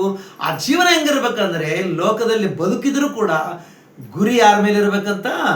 ದೇವರ ಮೇಲೆ ಇರಬೇಕು ಅನ್ನಂಥ ವಿಷಯನ ನಮಗೆ ಸ್ಪಷ್ಟವಾಗಿ ದೇವರ ವಾಕ್ಯ ಹೇಳ್ತಾ ಇದೆ. 27ನೇ ಕೀರ್ತನೆಗಾರನು ಮತ್ತೊಂದು ವಿಷಯವನ್ನು ಹೇಳ್ತಾ ಇದ್ದಾನೆ ಪ್ರಿಯರೇ. 27ನೇ ಅಧ್ಯಾಯ 4ನೇ ವಚನವನ್ನು ಓದಿಕೊಳ್ಳೋಣ ಪ್ರಿಯರೇ. ನನ್ನ ಜೀವಮಾನದಲ್ಲೆಲ್ಲ ಯೆಹೋವನ ಮನೆಯಲ್ಲಿ ವಾಸ ಮಾಡುತ್ತಾ ಆತನ ಪ್ರಸನ್ನತೆಯನ್ನು ನೋಡುವುದಕ್ಕೂ ಆತನ ಮಂದಿರದಲ್ಲಿ ಧ್ಯಾನ ಮಾಡುವುದಕ್ಕೂ ನನಗೆ ಅಪ್ಪಣೆಯಾಗಬೇಕೆಂಬ ಒಂದೇ ವರವನ್ನು ಯೆಹೋವನಿಂದ ಕೇಳಿಕೊಂಡು ಅದನ್ನೇ ಎದುರು ನೋಡುತ್ತಿರುವೆನು. ಒಂದೇ ಒಂದು ಆಶೆ ಪಟ್ಟಿದ್ದಾನಂತೆ, ಒಂದೇ ಒಂದು ಕೇಳಿಕೊಂಡಿದ್ದಾನಂತೆ ಪ್ರಿಯರೇ. ಏನು ಕೇಳಿಕೊಂಡಿದ್ದಾನಂತೆ?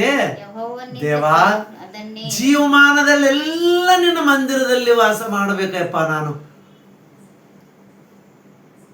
ಇಡೀ ಜೀವನ ಪೂರ್ತಿಯಾಗಿ ಯಾವ ರೀತಿಯಾಗಿ ಮಂದಿರದಲ್ಲಿ ವಾಸ ಮಾಡಬೇಕಂತ ಅನ್ನಾಳು ಗೊತ್ತಲ್ಲ ನಮಗೆ. ಹಳೆ ಒಡಂಬಡಿಕೆ ಅನ್ನಾಳಲ್ಲ, ಹೊಸ ಒಡಂಬಡಿಕೆ ಅನ್ನಾಳು. ಲೂಕನ ಬರೆಸುವಾರ್ತೆಯಲ್ಲಿ 84 ವರ್ಷ ವಿಧವೆಯಾಗಿ ದೇವರ ಸನ್ನಿಧಾನದಲ್ಲಿ ವಾಸ ಮಾಡುತ್ತಾ, ದೇವರ ಸೇವೆ ಮಾಡುತ್ತಾ, ಯೇಸು ಕ್ರಿಸ್ತನ ಬರೋಣವನ್ನು ನಿರೀಕ್ಷೆ ಇಟ್ಟುಕೊಂಡು ಎದುರು ನೋಡುತ್ತಾ ಜೀವನ ಮಾಡಿದ್ಲು ನೋಡು. ಅವಳ ಥರ ಇರಬೇಕು ನೋಡ್ರಿ ಪ್ರಿಯರೇ. ಆಕೆ ಯಾವ ರೀತಿಯಲ್ಲಿ ಅದು ನಿರೀಕ್ಷೆ ಇಟ್ಕೊಂಡಿದ್ಲು, ದೈವಕುಮಾರನು ಬರ್ತಾನೆ, ಆತನನ್ನು ನಾನು ನೋಡಬೇಕು, ಯಾವ ಕಾಲಕ್ಕೆ ಬರ್ತಾನೋ ಗೊತ್ತಿಲ್ಲ ಅಂತೇಳಿ 84 ವರ್ಷ ಎಲ್ಲಿ ಸೇವೆ ಮಾಡಿದ್ಲು? ದೇವಾಲಯದಲ್ಲಿ ಸೇವೆ ಮಾಡುತ್ತಾ ಬದುಕಿದ್ಲಂತ. ಇವತ್ತು ಬರ್ತಾನೇನು, ನಾಳೆ ಬರ್ತಾನೇನು, ಇವತ್ತು ಬರ್ತಾನೆ, ನನ್ನ ಕರ್ತನು ನನ್ನ ಒಡೆಯನು ಯೇಸು ಕ್ರಿಸ್ತನು ಬರ್ತಾನೇನಂತ ಎದುರು ನೋಡಿದ್ಲಂತ ಪ್ರಿಯರು. ಎದುರು ನೋಡಿದ್ಲಂತೆ. ಅಪ್ಪ ಯಾವಾಗ ಬರ್ತೀರಿ? ಯಾರ ಮುಖಾಂತರ ಬರ್ತಿ? ಯಾರ ಗರ್ಭದಲ್ಲಿ ಬರ್ತಿ? ನಾನು ನಿನ್ನನ್ನು ಎತ್ತುಕೊಳ್ಬೇಕು, ಮುದ್ದಾಡಬೇಕಂತೇಳಿ ದೇವಾಲಯ ಬಿಟ್ಟು ಆಚೆ ಈಚೆ ಹೋಗ್ಲಿಲ್ಲ ಅಂತ ಪ್ರಿಯರೇ. ಆಕೆ ಅದೇ ಬಯಕೆ, ಅದೇ ಹಂಬಲ, ಅದೇ ಆಶೆ ಯಾರಿಗಿದೆ? ದಾವೀದನಿಗಿದೆ ಅಂತ ಪ್ರಿಯರ. ದಾವೀದ ಹೇಳ್ತಾ ಇದ್ದಾನೆ, ಎಷ್ಟು ಅದ್ಭುತವಾಗಿ ಹೇಳ್ತಾನ, ನನ್ನ ಜೀವಮಾನ ಕಾಲವೆಲ್ಲ ಯೆಹೋವನ ಮನೆಯಲ್ಲಿ ವಾಸ ಮಾಡುತ್ತಾ ಆತನ ಪ್ರಸನ್ನತೆಯನ್ನು ನೋಡುವುದಕ್ಕೂ ಆತನ ಮಂದಿರದಲ್ಲಿ ಧ್ಯಾನ ಮಾಡುವುದಕ್ಕೂ ನನಗೆ ಅಪ್ಪಣೆ ಆಗಬೇಕೆಂಬ ಒಂದೇ ವರವನ್ನು ಯೆಹೋವನಿಂದ ಕೇಳಿಕೊಂಡು ಅದನ್ನೇ ಎದುರು ನೋಡುತ್ತಿದ್ದೇನೆ. ಈ ವಚನ ಯಾರ ಜೀವನದಲ್ಲಿ ನೆರವೇರಿತು ಅಂತಂದ್ರೆ, ಅನ್ನಾಳ ಜೀವನದಲ್ಲಿ ನೆರವೇರಿತು. ಅದೇ ಅವಳು ಬಯಸಿದ್ದು. ಯಾವಾಗಲೂ ಯೆಹೋವನ ಮನೆಯಲ್ಲಿ ವಾಸ ಮಾಡಬೇಕಂತೇಳಿ ಅನ್ಕೊಂಡ್ಲು, ಅದೇ ಮನೆಯಲ್ಲಿ ವಾಸ ಮಾಡಿದ್ಲು. ಹಾಗೋ ಆತನ ಬಯಸಿದ್ದು, ವರ ಕೇಳ್ಕೊಂಡಿದ್ದು ಒಂದೇ, ನಾನು ಏನ್ ನೋಡ್ಬೇಕಂತ 4ನೇ ವಚನದಲ್ಲಿ 4ನೇ ವಚನದಲ್ಲಿ ಆತನ ಪ್ರಸನ್ನತೆಯನ್ನು ನೋಡುವುದಕ್ಕೂ ಆತನ ಮಂದಿರದಲ್ಲಿ ಧ್ಯಾನ ಮಾಡುವುದಕ್ಕೂ. ಚರ್ಚಿಗೆ ಹೋಗ್ಬೇಕು ಪ್ರಿಯರೇ, ಅವಾಗವಾಗ ಅಂದ್ರೆ ಭಾನುವಾರ ದಿನ ಒಂದೇ ಹೋಗಿ ರಿಟರ್ನ್ ಆಗ್ತೀವಿ, ಮತ್ತೆ ಭಾನುವಾರ ದಿನ ಹೋಗ್ತಿರ್ತೀವಿ.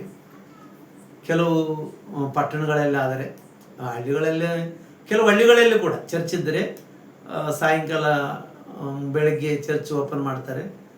ನಾನು ಇಲ್ಲಿ ಕರ್ನೂಲು ಜಿಲ್ಲೆಯಲ್ಲಿ ಒಂದು ಎಮ್ಮಿಗನೂರು ತಾಲೂಕಿನಲ್ಲಿ ಒಂದು MB ಚರ್ಚ್ ಅಂತಿದೆ ಪ್ರಿಯರೇ.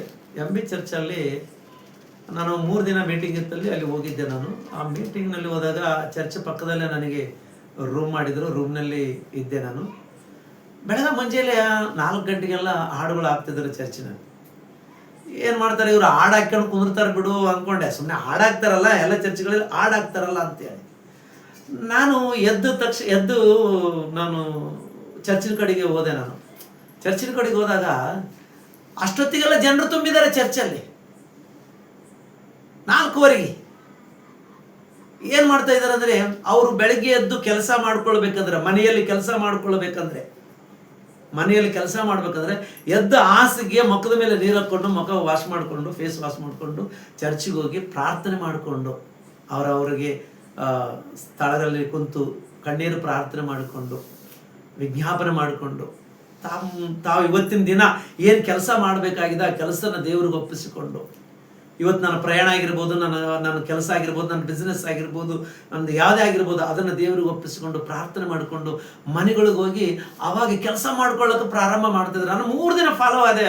3 ದಿನ ನೋಡಿದ್ದೀನಿ. ಅದೇನೋ 1 ದಿನ ಇರ್ಬೋದೇನೋ ಬಿಡು ಅಂತೇಳಿ 3 ದಿನ ಅಲ್ಲೇ ಇದ್ದೀನಿ. 3 ದಿನ ಕೂಡ ಅವ್ರು ಮಾಡಿದ್ದೇನೆಂದರೆ, ಮೊದಲು ಆಲಯದಲ್ಲಿ ಹೋಗಿ ಪ್ರಾರ್ಥನೆ ಮಾಡಿಕೊಂಡು, ಕೆಲವರು ಬೈಬಲ್ ಓದ್ಕೊಳ್ತಾರೆ, ಕೆಲವರು ಪ್ರಾರ್ಥನೆ ಮಾಡ್ಕೊಳ್ತಾರೆ, ಕೆಲವರು ಪಶ್ಚಾತ್ತಾಪ ಪಡ್ತಾ ಇದ್ದಾರೆ, ಕೆಲವರು ಕಣ್ಣೀರು ಸುರಿಸ್ತಾ ಇದ್ದಾರೆ. ಎಲ್ಲರನ್ನ ದೃಷ್ಟಿ ಇಟ್ಟು ಚರ್ಚಿನ ಒಳಗಡೆ ಹೋಗಿ ಎಲ್ಲರನ್ನ ನೋಡ್ಕ ಅಂತ ತಿರುಗಾಡಿದೆ ನಾನು. ಅವರವರು ವಿಜ್ಞಾಪನೆಗಳನ್ನು ಸಲ್ಲಿಸ್ಕೊಳ್ತಾರೆ, ಕೆಲವರು ಬೈಬಲ್ ಓದ್ಕೊಳ್ತಾ ಇದ್ದಾರೆ, ಕೆಲವರು ಪ್ರಾರ್ಥನೆ ಮಾಡ್ತಾ ಇದ್ದಾರೆ, ಕೆಲವರು ದುಃಖ ಪಡ್ತಾ ಇದ್ದಾರೆ, ಅಳ್ತಾ ಇದ್ದಾರೆ, ಪಶ್ಚಾತ್ತಾಪ ಪಡ್ತಾ ಇದ್ದಾರೆ. ಈ ರೀತಿಯಾಗಿ ಜೀವನ. ದೇವರ ಮಂದಿರದಲ್ಲಿ ವಾಸ ಮಾಡ್ಬೇಕಂತಂದ್ರೆ ಅದೊಂದು ಭಾಗ್ಯ ಇರಬೇಕು ಪ್ರಿಯರ. ಭಾನುವಾರ ಗಂಟೆ ಹೊಡೆದಾಗ ಓದ್ತೀವಿ, ಹಾಡುಗಳೆಲ್ಲ ಮುಗಿದ ಮೇಲೆ ಓದ್ತೀವಿ. ಆಗಳಾದ್ಮೇಲೆ ವಾಕ್ಯಕ್ಕೆ ಅಟೆಂಡ್ ಆಗ್ತೀವಿ. ಅದು ಕೆಲವರು ಅರ್ಧ ವಾಕ್ಯಕ್ಕೆ ಅಟೆಂಡ್ ಆಗ್ತಿರ್ತಾರೆ, ಕೆಲವರು ಸ್ವಲ್ಪ ಇರೋ ಕಾಲಕ್ಕೆ ಬರ್ತಿರ್ತಾರೆ, ಕೆಲವರು ಬ್ಲೆಸ್ಸಿಂಗ್ ತಗೊಂಬಕ್ಕೆ ಪ್ರತ್ಯೇಕವಾಗಿ ಬರ್ತಿರ್ತಾರೆ. ಎಲ್ಲ ಮುಗಿದ ಮೇಲೆ ಅಂತ್ಯ ಆಶೀರ್ವಾದ ಪ್ರಾರ್ಥನೆ ಪಡೆಯೋಕೆ ಬರ್ತಿರ್ತಾರೆ. ಇಂಥ ಭಕ್ತರು ಬೇಕಾ?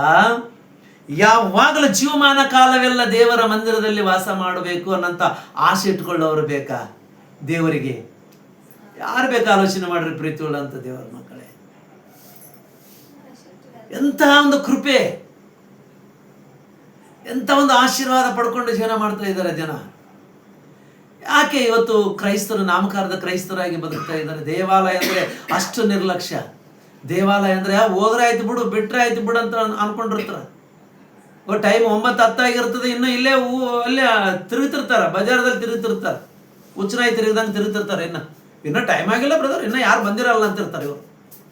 ಇನ್ನು ಯಾರು ಬಂದಿರಲ್ಲ. ಯಾರು ಬರಬೇಕಾಗಿದೆ? ನೀನು ಹೋಗ್ಬೇಕಾಗಿದೆ. ಎಲ್ಲರಿಗಿಂತ ಮೊದಲು ನೀನು ಹೋಗ್ಬೇಕಾಗಿದೆ. ನೀನು ದೇವಾಲಯದಲ್ಲಿ ಕುಂತುಕೊಂಡು ಪ್ರಾರ್ಥನೆ ಮಾಡಿಕೊಂಡು ಬೈಬಲ್ ಓದಿಕೊಂಡು ಪಶ್ಚಾತ್ತಾಪ ಪಟ್ಟು ನಿನ್ನ ಪಾಪಗಳೆಲ್ಲ ಅರಿಕೆ ಮಾಡಿಕೊಂಡು ದೇವರ ಮುಂದೆ ಕಣ್ಣೀರು ಸುರಿಸಬೇಕಾಗಿದೆ. ಅದೇ ಹೇಳ್ತಾನ, ನಾನು ಎದುರು ನೋಡ್ತಾ ಇದ್ದೀನಿ, ಆತನ ಪ್ರಸನ್ನತೆಯನ್ನು ಎದುರು ನೋಡ್ತಾ ಇದ್ದೀನಿ, ಆತನ ಮಂದಿರದಲ್ಲಿ ನಿವಾಸ ಮಾಡುತ್ತಾ ಆತನ ಆಶೀರ್ವಾದವನ್ನು ನಾನು ಎದುರು ನೋಡ್ತಾ ಇದ್ದೇನೆ. ದೇವ, ನನ್ನನ್ನು ಆಶೀರ್ವದಿಸು, ನಿನ್ನ ಸನ್ನಿಧಾನದಲ್ಲಿ ನನ್ನ ಕಾಲ ಕಳೆಯುವುದಕ್ಕೆ ಅವಕಾಶ ಮಾಡಿಕೊಡು. ಅಬ್ಬಾ, ನಿನ್ನ ಮಂದಿರದಲ್ಲಿ ವಾಸ ಮಾಡುವುದು ಎಷ್ಟು ಒಳ್ಳೆಯದು. ನನಗೆ ಪ್ಲೀಸ್ ದಯಮಾಡಿ ನಿನ್ನ ಆಶೀರ್ವಾದವನ್ನು ನನಗೆ ಕೊಡು. ಪ್ರಾರ್ಥನೆ ಮಾಡುವುದನ್ನು ನಾವು ನೋಡ್ತಾ ಇದ್ದೀವಿ ಪ್ರೀತಿ ಉಳ್ಳಂಥ ದೇವರ ಮಕ್ಕಳೇ. ಅಂಥ ಭಕ್ತಿವಂತರ ದೇವರು ಬೇಕಾಗಿದ್ದಾರೆ, ಅಂಥ ಭಕ್ತಿವಂತರ ದೇವರಿಗೆ ಬೇಕಾಗಿದ್ದಾರೆ. ನಾಮಕಾರ್ಧ ಕ್ರೈಸ್ತರು ಬೇಕಾಗಿಲ್ಲ. ನೀನೊಂದು ವೇಳೆ ಕೇವಲ ನಾಮಕಾರ್ಧವಾಗಿ ಜೀವನ ಮಾಡ್ತಂತಂದ್ರೆ ಅದು ಸರಿಯಾದಂಥ ಜೀವನ ಅಲ್ಲ. ನೀನು ದೇವರಿಗೆ ಬೇಕಾಗಿಲ್ಲ, ನೀನು ದೇವರಿಗೆ ಬೇಕಾಗಿಲ್ಲ ಅಂತಕ್ಕಂಥದ್ದನ್ನು ನಾವು ನೋಡ್ತಾ ಇದ್ದೇವೆ ಪ್ರಿಯರೇ. ಅದಕ್ಕಾಗಿ ತಿಮೋತಿಗೆ ಬರೆದಂಥ ಪತ್ರಿಕೆಯಲ್ಲಿ ಭಕ್ತನಾಗಿರ್ತಕ್ಕಂಥ ಪೌಲನೊಂದು ಮಾತು ಹೇಳ್ತಾನ, ಮುಗಿಸೋಣ ಪ್ರಿಯರೇ. ಇನ್ನೂ ಒಂದು ವಚನ 2 ವಚನ ಹೇಳ್ಕೊಂಡು ನಾನು ಮುಗಿಸೋದಕ್ಕೆ ಪ್ರಯತ್ನ ಮಾಡ್ತೇನೆ ಪ್ರಿಯರೇ. ತಿಮೋತಿಗೆ ಬರೆದಂಥ ಪತ್ರಿಕೆ 4ನೇ ಅಧ್ಯಾಯ 7ನೇ ವಚನದಲ್ಲಿ ಎಂಥ ಭಕ್ತರು ಬೇಕು. ಪೌಲನು ಏನು ಮಾಡಿದ, ಪೌಲನ ಜೀವಿತ ನೋಡ್ರಿ ಏನು ಮಾಡಿನಂತ ಹೇಳ್ತಾ ಇದ್ದಾನೆ ನೋಡ್ರಿ. ಆ ರೀತಿಯಾಗಿ ದೇವರಿಗೆ ಸಂಪೂರ್ಣವಾಗಿ ಸಮರ್ಪಿಸಿಕೊಳ್ಳುವಂಥವ್ರು ಬೇಕಾಗಿದ್ರೆ ತಿಮೋತಿಗೆ ಬರೆದಂಥ 2ನೇ ಪತ್ರಿಕೆ 4ನೇ ಅಧ್ಯಾಯ 7ನೇ ವಚನವನ್ನು ತೆಗೆದು ನೋಡೋಣ ಪ್ರಿಯರೇ. ನನ್ನ ಓಟವನ್ನು ಕಡೆಗಾಣಿಸಿದ್ದೇನೆ, ಕ್ರಿಸ್ತ ನಂಬಿಕೆಯನ್ನು ಕಾಪಾಡಿಕೊಂಡಿದ್ದೇನೆ, ನೀತಿವಂತರಿಗೆ ದೊರಕುವ ಜಯಮಾಲೆಯನ್ನು ನನಗೆ ಸಿದ್ಧವಾಗಿದೆ. ಅದನ್ನು ಆಲೋಚನೆ ಮಾಡ್ರಿ. ಏನಂತ ನನ್ನ ಓಟವನ್ನು ಕಡೆಗಣಿಸಿದ್ದೇನೆ. ನಾನು ಯಾರು ಕೆಲಸ ಮಾಡುವುದಕ್ಕಾಗಿ ಲೋಕಕ್ಕೆ ಬಂದಿದ್ದೇನೋ ಅದೆಲ್ಲ ಕೆಲಸವನ್ನು ಸಂಪೂರ್ಣವಾಗಿ ಮಾಡಿಕೊಂಡಿದ್ದೇನೆ. ನನ್ನ ಮೇಲೆ ದೇವರು ಏನು ನಂಬಿಕೆ ಇಟ್ಕೊಂಡಿದ್ದಾನೋ ಆ ನಂಬಿಕೆಯನ್ನು ನಾನು ಕಾಪಾಡಿಕೊಂಡಿದ್ದೇನೆ. ಯಾವ ನಂಬಿಕೆ? ಯಾರ ಮೇಲೆ ನಂಬಿದ್ದಾರೆ? ಪೌಲನು ದೇವರನ್ನು ನಂಬಿದ್ದ ನಂಬಿಕೆಯನ್ನು ಕಾಪಾಡಿಕೊಂಡಿದ್ದಾನ? ದೇವರು ಪೌಲನನ್ನು ನಂಬಿದ ನಂಬಿಕೆಯನ್ನು ಕಾಪಾಡಿಕೊಂಡಿದ್ದಾನ? ದೇವರು ಪೌಲನನ್ನು ನಂಬಿದ್ದಾನೆ. ಏನಂತ? ನನ್ನ ಕೆಲಸ ಮಾಡುವವನು ನೀನು. ಖಚಿತವಾಗಿ ನನ್ನ ಕೆಲಸ ಮಾಡಬೇಕಂತೇಳಿ ದೇವರು ಏನಾದರೂ ಆಸೆ ಇಟ್ಕೊಂಡಿದ್ದಾನೋ ಆ ಆಸೆಯನ್ನು, ಆ ನಂಬಿಕೆಯನ್ನು ಕಾಪಾಡಿಕೊಂಡಿದ್ದಾನಂತೆ. ದೇವರಿಟ್ಟ ನಂಬಿಕೆಗೆ ಕೃತಜ್ಞತೆಗಳನ್ನು ಸಲ್ಲಿಸಿ ಜೀವನ ಮಾಡಿದ್ದಾನೆ ಎಂಬುದಾಗಿ ಹೇಳ್ತಾ ಇದ್ದಾನೆ.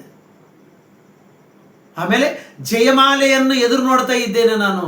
ಆಯ್ತು, ಈ ಲೋಕ ಮುಗಿಸ್ಕೊಂಡಿನಿ, ನಾನು ಹೋಗ್ತಾ ಇದ್ದೀನಿ, ಪರಲೋಕ ನನಗಿದೆ. ನಾನು ಎದುರು ನೋಡುವ ಲೋಕ ಯಾವುದು? ಪರಲೋಕ. ಪರಲೋಕದಲ್ಲಿ ನನಗೇನಿದೆ? ಜಯಮಾಲೆ ಇದೆ, ಜೀವ ಕಿರೀಟ ಇದೆ, ದೇವರ ಸಿಂಹಾಸನ ಇದೆ. ಈ 3 ನನಗೆ ದಕ್ಕುತ್ತವ. ಈ 3 ನಾನು ದಕ್ಕಿಸಿಕೊಳ್ಳಬೇಕಂತೇಳಿ ಹೋರಾಟ ಮಾಡಿದ್ನಂತ ಪ್ರಿಯರೇ. ನಮ್ಮ ಹೋರಾಟ ಏನು? ನಮ್ಮ ಹೋರಾಟ ಲೋಕಕ್ಕಾಗಿ ಹೋರಾಟ, ನಮ್ಮ ಹೋರಾಟ ದುಡ್ಡಿಗಾಗಿ ಹೋರಾಟ, ನಮ್ಮ ಹೋರಾಟ ಲೋಕ ಸಂಬಂಧವಾದಂಥ ಹೋರಾಟ. ಪೌಲನ ಹೋರಾಟ ಪರಲೋಕ, ಪರಲೋಕದಲ್ಲಿ ಜಯಮಾಲೆ, ಪರಲೋಕದಲ್ಲಿ ಜೀವ ಕಿರೀಟ, ಪರಲೋಕದಲ್ಲಿ ದೇವರ ಸಿಂಹಾಸನ. ಈ 3 ನನಗೆ ಕಾದು ಕುಂತಿದವೆ. ನಾನು ಹೋಗಬೇಕು, ಅವನ್ನು ನಾನು ಅನುಭವಿಸಬೇಕು ಅಂತ ಹೇಳ್ತಾ ಇದ್ದಾನೆ ನೋಡ್ರಿ ಪೌಲನು. ಅಂತಹ ಭಕ್ತಿಯ ಜೀವನ ನಡೆಸಿಕೊಡ್ಬೇಕಾಗಿದೆ ಇವತ್ತು ಕ್ರೈಸ್ತರು. ನಾನು ನಾಮಕಾರ್ಧ ಕ್ರೈಸ್ತರಾಗಬಾರ್ದು, ದಯಮಾಡಿ ಹೇಳ್ತೀನಿ. ಸತ್ಯವಾಕ್ಯವನ್ನು ತಿಳ್ಕೊಂಡವರು ನಾಮಕಾರ್ಧ ಕ್ರೈಸ್ತರಾಗಿ ಬದುಕಬಾಡ್ರಿ. ನೀತಿವಂತರಾಗಿ ಬದುಕುವುದಕ್ಕೆ ಪ್ರಯತ್ನ ಮಾಡ್ರಿ. ನೀತಿಯನ್ನು ಅನುಸರಿಸೋಣ, ನೀತಿವಂತರಾಗಿ ಬದುಕೋಣ, ಸತ್ಯವಂತರಾಗಿ ಬದುಕೋಣ ಹೇಳ್ತಾ ಇದ್ದಾನೆ ಭಕ್ತನಾಗಿರ್ತಕ್ಕಂಥ ಪೌಲನು. ಪೇತ್ರ ಏನು ಹೇಳ್ತಾನೆ ನೋಡ್ರಿ ಪ್ರಿಯರೇ. ಪೇತ್ರನ ಏನು ಹೇಳ್ತಾನೆ? ಪೇತ್ರನ ಬರೆದ 2ನೇ ಪತ್ರಿಕೆ 3ನೇ ಅಧ್ಯಾಯ 11-12 ವಚನಗಳನ್ನು ಓದಿಕೊಳ್ಳೋಣ ಪ್ರಿಯರೇ. ಈ ಲೋಕ, ಆ ಲೋಕದ ಮೇಲೆ ನೀನು ಆಸೆ ಇಟ್ಕೊಂಡಿದ್ದಮ್ಮ ಅಪ್ಪ, ಅಣ್ಣ, ತಮ್ಮ, ಅಕ್ಕ, ತಂಗಿ, ಯಾವ ಲೋಕದ ಮೇಲೆ ಆಸೆ? ಭೂಲೋಕದ ಮೇಲೆ ಆಸೆ. ಭೂಲೋಕದ ಸ್ಥಿತಿಗತಿ ಹೇಳ್ತಾ ಇದೆ ನೋಡ್ರಿ ದೇವರಲ್ಲಿ. ಭೂಲೋಕದ ಸ್ಥಿತಿಗತಿ ಹೇಳ್ತಾನೆ. ಏನಾಗ್ತಾ ಇದೆ ಭೂಲೋಕದ ಭವಿಷ್ಯತ್ತು, ಭೂಲೋಕ ಏನಾಗುತ್ತಾ ಇದೆ ಹೋದ್ರಿ. ಯಾವ ಲೋಕದ ಮೇಲೆ ಆಸೆ ಇಟ್ಕೊಂಡಿದೆಯೋ ಆ ಲೋಕ ಲಯವಾಗುತ್ತೆ ಅಂತ ಹೇಳ್ತಾನೆ, ನಾಶ ಆಗುತ್ತೆ ಅಂತ ಹೇಳ್ತಾನೆ. ಕ್ರೈಸ್ತರಿಗೆ ಮನವರಿಕೆ ಮಾಡಿಕೊಳ್ಳೋದು ಒಂದೇ ಪ್ರಿಯರೇ, ನಾನು ಬೇಡಿಕೊಳ್ಳೋದು ಒಂದೇ. ಲೋಕವು ನಾಶ ಆಗುತ್ತೆ ಅಂತ ಹೇಳ್ತಾ ಇದೆ ವಾಕ್ಯ. ಭೂಮಂಡಲವೂ ನಾಶ ಆಗುತ್ತೆ, ಆಕಾಶ ಮಂಡಲವೂ ನಾಶ ಆಗುತ್ತೆ, ಸೂರ್ಯಚಂದ್ರ ನಕ್ಷತ್ರಗಳು ನಾಶ ಆಗುತ್ತೆ, ಈ ಲೋಕವು ಪಂಚಭೂತಗಳು ಲಯವಾಗುತ್ತೆ, ಕರಗಿ ಹೋಗುತ್ತೆ ಎಂಬುದಾಗಿ ಹೇಳ್ತಾ ಇದೆ.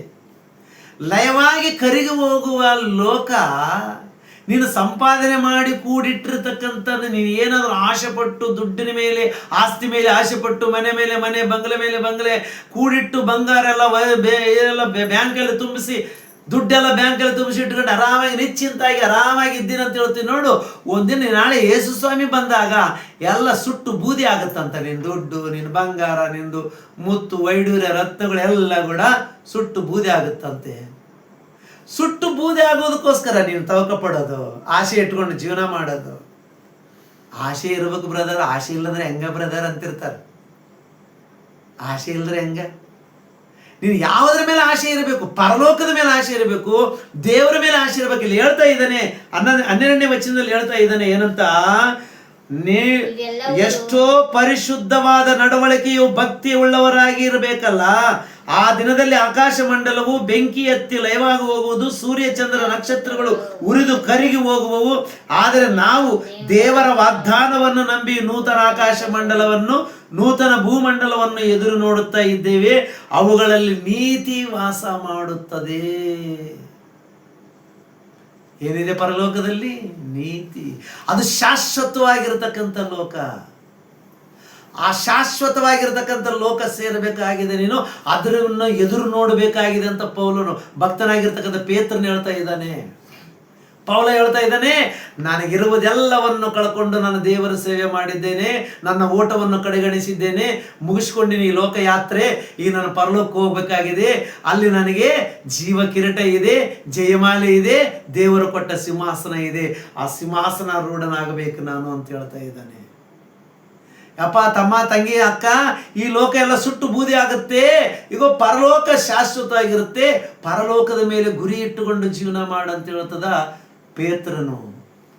ಭಕ್ತಾದಿಗಳು ಏನು ಹೇಳ್ಕೊಡ್ತಾ ಇದ್ದಾರೆ ಅಂತ ನಮ್ಗೆ ಏನಾದ್ರೂ ಅರಿವಿದೆಯನ್ನ? ನಮಗೆ ಭಕ್ತಾದಿಗಳು ನಮಗೆ ಏನು ಕಲಿಸ್ಕೊಡ್ತಾ ಇದ್ದಾರೆ? ದಾವೀದ ಹೇಳ್ತಾನ, ನಾನು ದೇವರ ಮೇಲೆ ಆಸೆ ಇಟ್ಕೊಂಡು ಜೀವನ ಮಾಡ್ತೀನಂತ, ದೇವರ ವಾಕ್ಯದ ಮೇಲೆ ಆಸೆ ಇಟ್ಕೊಂಡು ಜೀವನ ಮಾಡ್ತೀನಂತ.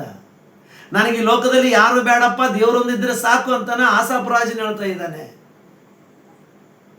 ಈಗೋ ಪೌಲನ್ ಹೇಳ್ತಾನೆ, ಪೇತ್ರನ ಹೇಳ್ತಾ ಇದ್ದಾನೆ, ಈಗೋ ಈ ಲೋಕ ನಮ್ಮದಲ್ಲ, ನಮ್ಮದು ಪರಲೋಕ, ಅದರ ಮೇಲೆ ಆಸೆ ಇಟ್ಟುಕೊಂಡು ಜೀವನ ಮಾಡೋಣಂತೆ. ಭಕ್ತಾದಿಗಳು ಕಲಿಸಿಕೊಡ್ತಕ್ಕಂಥದ್ದು ಏನು?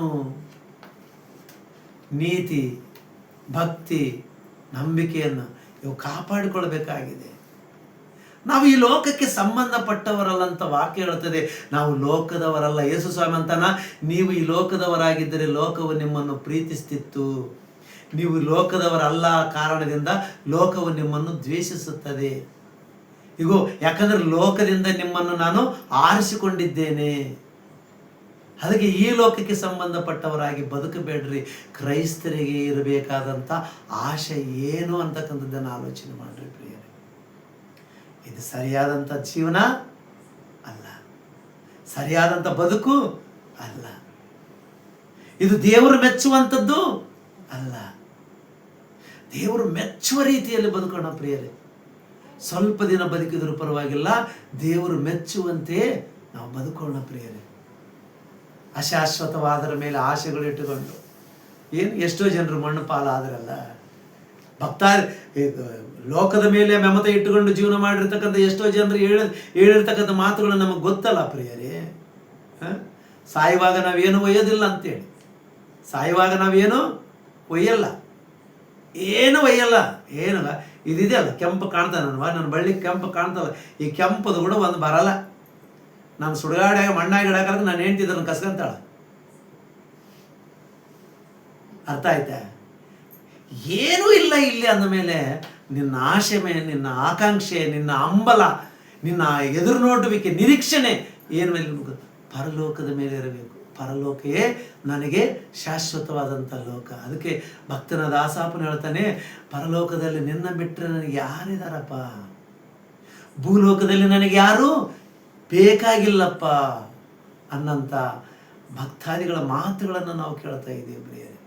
ಪ್ರೀತಿಯುಳ್ಳಂಥ ದೈವಜನರೇ, ಆಲೋಚನೆ ಮಾಡಿರಿ, ನಮ್ಮ ಜೀವನ ಹೇಗಿದೆ, ನಾವು ಹೇಗೆ ಬದುಕ್ತಾ ಇದ್ದೀವಿ ಅಂತಕ್ಕಂಥದ್ದನ್ನು ನಾವು ಆಲೋಚನೆ ಮಾಡಿಕೊಂಡು ಜೀವನ ಮಾಡೋಣ, ಭಕ್ತಿಯಿಂದ ನಡೆಯೋಣ, ದೇವರಿಗೋಸ್ಕರ ಬದುಕೋಣ. ಆಸೆ ಒಂದು ವೇಳೆ ನಿನಗಿತ್ತು ಅಂದರೆ ಅದು ಪರಲೋಕದ ಮೇಲೆ ಆಸೆ ಇಟ್ಟುಕೊಂಡು ಜೀವನ ಮಾಡ. ದುರಾಶೆ ಉಳ್ಳವರಾಗಿ ಲೋಕದ ಮೇಲೆ ಜೀವನ ಮಾಡಬಾರ್ದಂತೇಳಿ ಹೇಳುತ್ತಾ ಈ ಮಾತುಗಳು ಇಲ್ಲಿಗೆ ಮುಗಿಸ್ತಾ ಇದ್ದೀನಿ. ದೇವರು ನಿಮ್ಮನ್ನು ಆಶೀರ್ವದಿಸಲಿ. ಪ್ರಾರ್ಥನೆ ಮಾಡಿಕೊಳ್ಳೋಣ. ಪರಿಶುದ್ಧನೇ, ಮಹೋನ್ನತನೇ, ಪರಮ ಪ್ರೀತಿಯುಳ್ಳ ಪರಲೋಕದಲ್ಲಿರುವ ನಮ್ಮ ತಂದೆಯಾದ ದೇವರೇ, ನಿನಗೆ ವಂದನೆಗಳು, ಸ್ತೋತ್ರಗಳಪ್ಪ. ಈ ಸಾಯಂಕಾಲ ಸಮಯದಲ್ಲಿ ನಿನ್ನ ಮಕ್ಕಳೊಟ್ಟಿಗೆ ನನ್ನೊಟ್ಟಿಗೆ ನೀವು ಮಾತಾಡಿದ್ದಕ್ಕಾಗಿ ನಿಮಗೆ ಸ್ತೋತ್ರ ತಂದೆ. ಒಳ್ಳೆಯ ಸಂದೇಶವನ್ನು ನೀಡಿದರೆ ಎಂಬುದಾಗಿ ನಾನು ನಂಬುತ್ತಾ ಇದ್ದೇನೆ ದೇವ. ಈ ಸಂದೇಶವನ್ನು ಕೇಳಿರ್ತಕ್ಕಂಥ ಪ್ರತಿಯೊಬ್ಬರು ಕೂಡ ವ್ಯರ್ಥವಾಗಿ ಬದುಕದಂತೆ ನಿನ್ನೊಂದಿಗೆ ನಿನ್ನ ಸಹವಾಸ ಮಾಡಿ, ನೀನೇ ಬೇಕು ಅನ್ನಂಥ ಆಶೆ ಇಟ್ಟುಕೊಂಡು ನಿನ್ನ ಮೇಲೆ, ನಿನ್ನ ವಾಕ್ಯದ ಮೇಲೆ, ನಿನ್ನ ಲೋಕದ ಮೇಲೆ ಆಶೆ ಇಟ್ಟುಕೊಂಡು ಜೀವನ ಮಾಡುವುದಕ್ಕೆ ನಮಗೆ ಸಹಾಯ ಮಾಡಬೇಕೆಂಬುದಾಗಿ ಬೇಡ್ತಾ ಇದ್ದೀನಿ. ಕೂಡಿ ಬಂದಂತೆ ಎಲ್ಲರನ್ನೂ ಆಶೀರ್ವದಿಸರಿ, ಬಲಪಡಿಸರಿ, ಪ್ರತಿಯೊಬ್ಬರನ್ನು ಕೂಡ ಜ್ಞಾನದಿಂದ ತುಂಬಿಸರಿ, ನಿನ್ನ ಇಷ್ಟದಂತೆ ಬದುಕುವುದಕ್ಕೆ ಸಹಾಯ ಮಾಡಿರಿ. ಪ್ರತಿ ಕುಟುಂಬದಲ್ಲಿ ಶಾಂತಿ ಸಮಾಧಾನವನ್ನು ಅನುಗ್ರಹಿಸಿರಿ, ಅವರವರಿಗೆ ಅಗತ್ಯಗಳನ್ನು ಪೂರೈಸಿರಿ. ಅವ್ರ ಕುಂದುಕೊರತೆಗಳನ್ನು ತೊಲಗಿಸಿರಿ, ಅವರಿಗೆ ಬೇಕಾದ ಆಶೀರ್ವಾದವನ್ನು ಒದಗಿಸಿಕೊಡ್ರಿ ದೇವ. ವಿಶೇಷವಾಗಿ ಈ ಕಾರ್ಯಕ್ರಮವನ್ನು ನಡೆಸಿಕೊಡ್ತಕ್ಕಂಥವರನ್ನು, ಮಹಾಲಕ್ಷ್ಮಿಯನ್ನು ಮತ್ತು ದಾವಿದವರ ಕುಟುಂಬವನ್ನು ಆಶೀರ್ವದಿಸಿರಿ, ಬಲಪಡಿಸಿರಿ. ಮಹಾಲಕ್ಷ್ಮಿ ಅನಾರೋಗ್ಯದಿಂದ ನರಳುತ್ತಾ ಇದ್ದಾಳೆ ಮಗಳು, ಆ ಮಗಳನ್ನು ನಿಮ್ಮ ಕೃಪೆಗಳ ಹಸ್ತದಿಂದ ಮುಟ್ಟಿರಿ, ಗುಣಪಡಿಸಿರಿ, ಸ್ವಸ್ಥತೆಯನ್ನು ನೀಡಿರಿ. ನಿನಗೋಸ್ಕರ ಬದುಕುವ ಆಲೋಚನೆಗಳು, ನಿನ್ನನ್ನೇ ಗುರಿಯಾಗಿಟ್ಟುಕೊಂಡು ಜೀವನ ಮಾಡುವಂಥ ಆಶೆಗಳು ಆ ಮಗಳ ಹೃದಯದಲ್ಲಿ ತುಂಬಬೇಕೆಂಬುದಾಗಿ ನಿನ್ನನ್ನು ಬೇಡಿಕೊಳ್ತಾ ಇದ್ದೇನೆ. ಕೂಡಿ ಬಂದಂಥ ಪ್ರತಿಯೊಂದು ಕುಟುಂಬವನ್ನು ಹೆಸರಾಗಿ ಆಶೀರ್ವಾದ ಮಾಡಬೇಕೆಂಬುದಾಗಿ ಬೇಡ್ತಾ ಇದ್ದೇನೆ. ಮತ್ತು ಈಗ ದೇವ ಮತ್ತು ಅನಾರೋಗ್ಯದಿಂದ ಬರಳುವಂಥ ಪ್ರತಿಯೊಬ್ಬರನ್ನು ಕೂಡ ಆಶೀರ್ವದಿಸಬೇಕೆಂಬುದಾಗಿ ಬೇಡುತ್ತಾ ಸಮಸ್ತವನ್ನು ನಿನ್ನ ಕೈಗೊಪ್ಪಿಸಿಕೊಡುತ್ತಾ ಈ ಚಿಕ್ಕ ಪ್ರಾರ್ಥನೆ ಯೇಸು ನಾಮದಲ್ಲಿ ಬೇಡ್ತಾ ಇದ್ದೇನಪ್ಪ ತಂದೆ, ಆಮೇನ್. ತಂದೆಯಾದ ದೇವರ ಪ್ರೀತಿಯು, ಕರ್ತನಾದ ಯೇಸು ಕ್ರಿಸ್ತನ ಕೃಪೆಯು, ಪರಿಶುದ್ಧಾತ್ಮ ಅನನ್ಯತ ಸಹವಾಸವು ಈಗಲೂ ಯಾವಾಗಲೂ ಸದಾ ಕಾಲ ನಮ್ಮೊಂದಿಗೆ ನೆಲೆಯಾಗಿರಲಿ. ಆಮೇನ್. ಎಲ್ಲರಿಗೂ ವಂದನೆಗಳು.